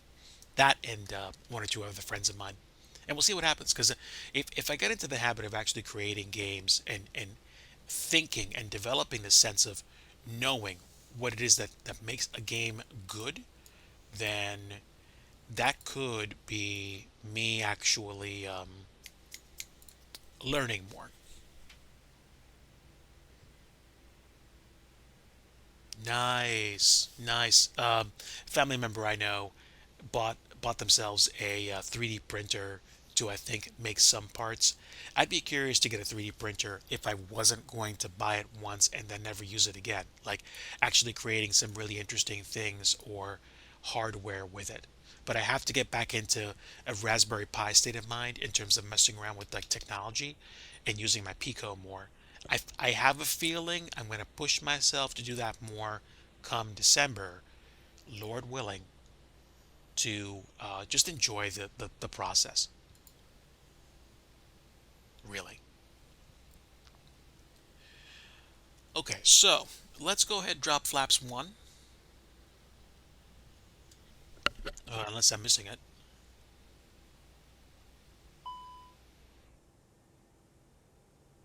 Lever climb. Am I doing something wrong here? Hang on. I dropped my joystick.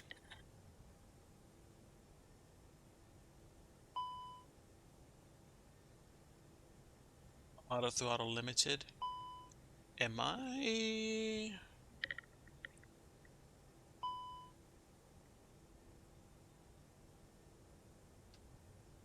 There we go. There we go. Idle thrust. We should be back on profile.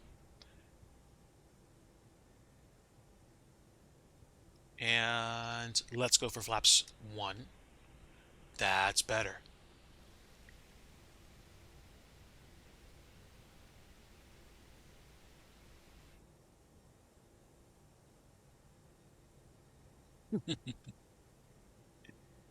It is interesting that you can get stuff done on form factors that you didn't initially think you could. Oh my word. The sun breaking through the clouds is utterly amazing. External shot.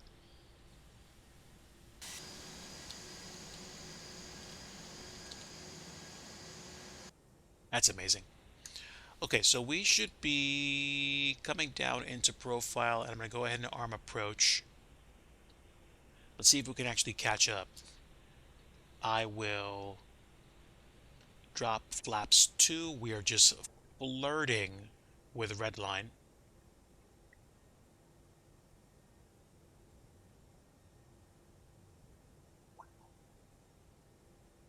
This is gorgeous.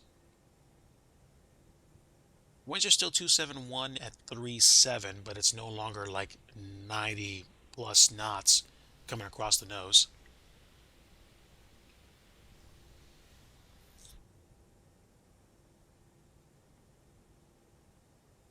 Flaps 2, I could probably drop my gear down now and also get some additional drag.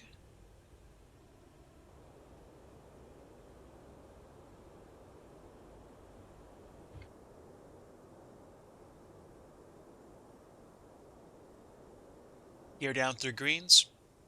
Ground spoilers armed, seatbelts on, no smoking's on. Flaps 3. I'm at flaps 2 right now.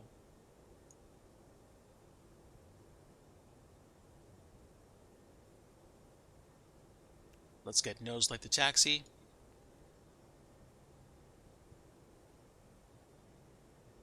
And that should be everything that I need. Should be. We need to be descending faster though. Let's go ahead and drop flaps 3 in. That should slow us down a little bit more. Okay, I'm good. So, can I see the field?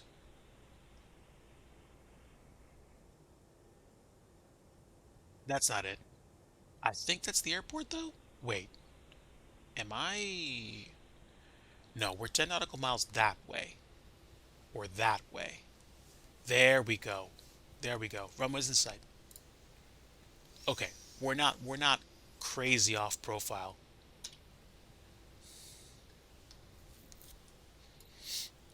We are high on the profile, but we're not crazy.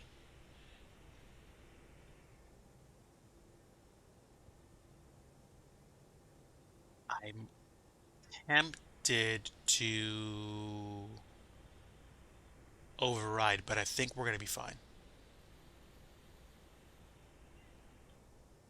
Yeah, flaps 3, we should be good.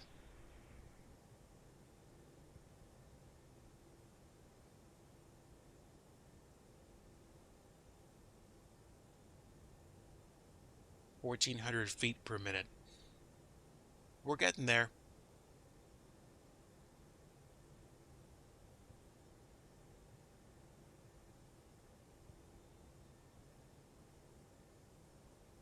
Well, I hope C64 Ultimate, kind of like does really well and encourages old school gaming. 2,500.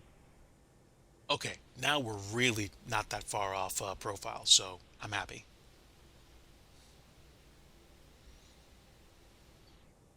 Sunset arrival into Wilmington. First time. I've never, ever, ever, ever had a more gorgeous looking approach into an airport than this.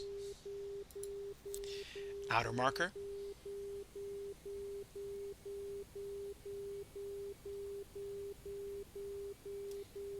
I don't know why we are not descending, but I tell you what I'm going to do. I'm going to drop the autopilot.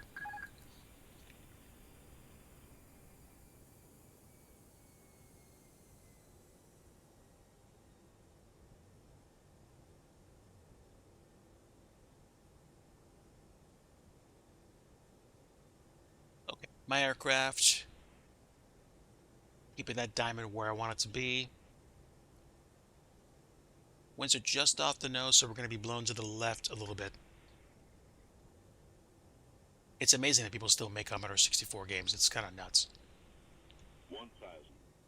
1,000. Stable enough. Or in the words of Nathan's Plane, stable by flare, we don't care.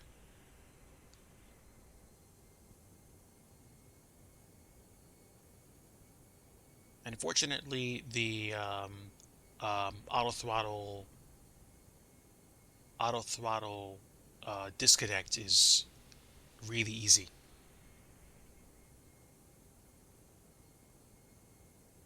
This is unbelievably beautiful, even on my hardware. I could only imagine Studio Canuck or even Peerlug doing this in X-Plane 12. 500. 500, we're good.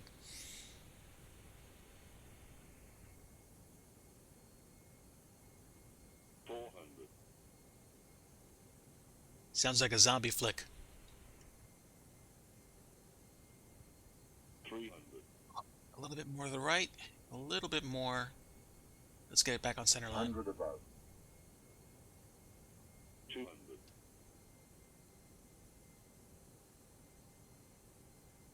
Minimum. Continue. 100. 50. 40. 30. 20. Retard. 10. 5. Okay. And nose down. There we go. Reverse green.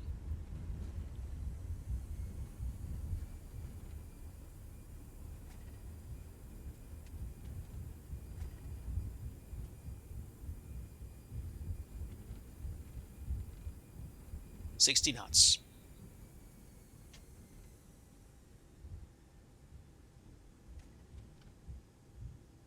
All right, folks, welcome down to Wilmington. Goose busted tower. A little late for that, but appreciate the reference. The pattern is not full, but the reference is. Okay, so we are now at Wilmington. I'm going to turn on the APU, get the APU bleed up, and we're going to...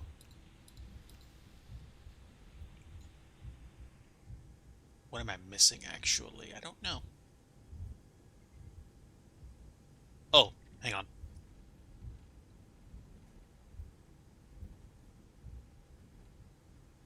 That's good.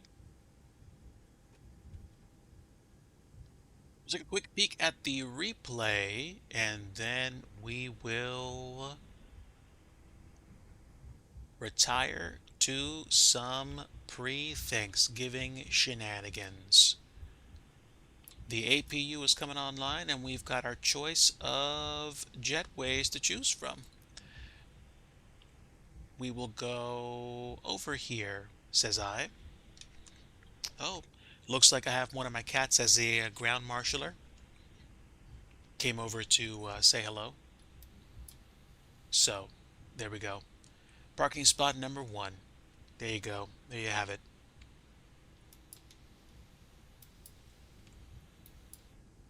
This is wonderful for a default airport. Asobo, take notes. Okay, now, am I parked up? Not quite, but let me see.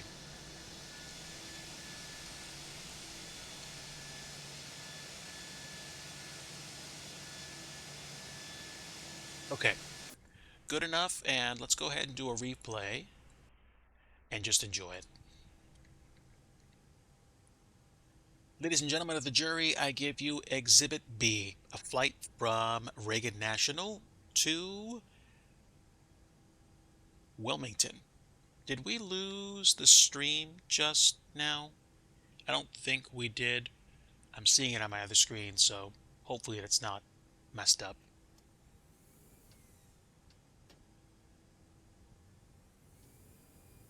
Okay, great. Oh my word, look at that sunset. 100. Minimum. All right, let's go ahead and enjoy this. It's going to get loud. Just do an external view first. Okay, great.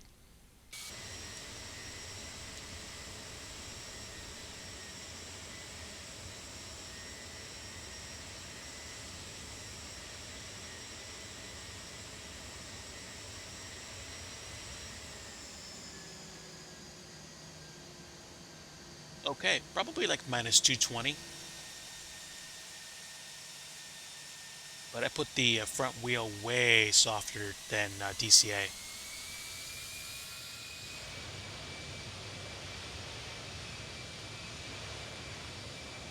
Okay.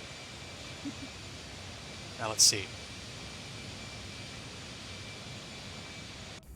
We will do a passenger view.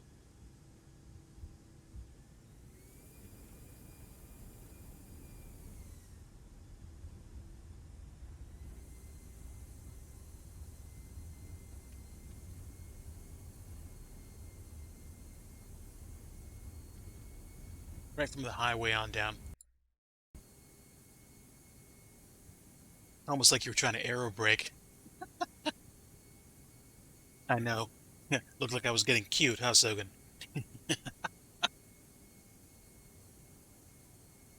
I guess I was overcompensating for the nose slammer at DCA. But DCA, you know, it's no nonsense. You gotta have to be on the point, even if you're a little bumpy.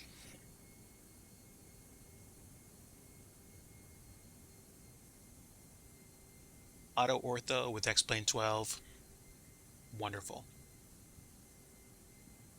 Is the, zoom level the best? Eh, but it gets the job done.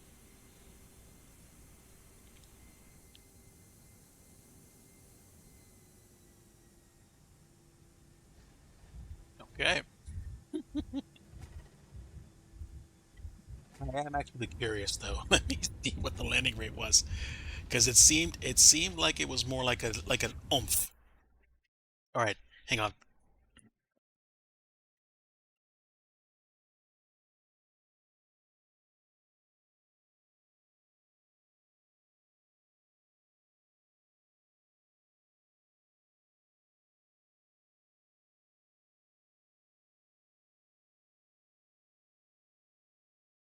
Taking care of my cat.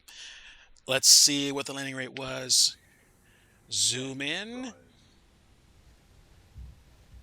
Wait, hang on, hang on.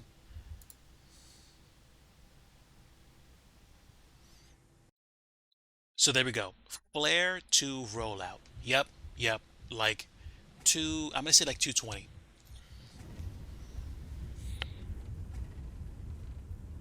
Yarp. The flare wasn't long enough, but there was a flare.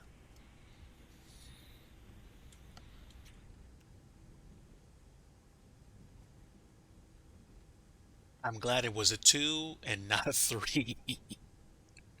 So I'm happy about that. All right, let's go ahead and close up. APU's already running, so I'm going to go ahead and knock both engines out. Mama said knock you out.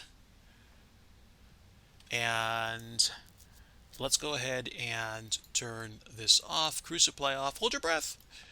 And get the ground power so that we can actually get everybody taken care of. External power and chocks.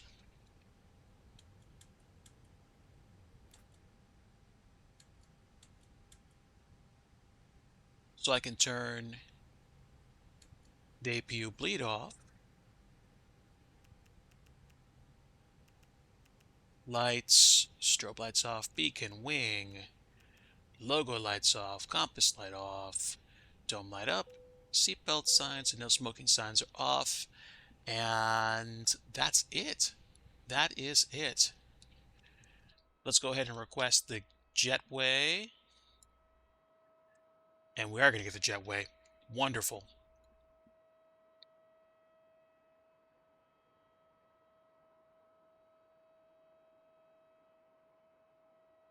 So, is jetway going to make it to the plane? I think it will. Just. Just. Okay. Chocks on. Look at that sunset. Sheesh. Yep. Looking really good.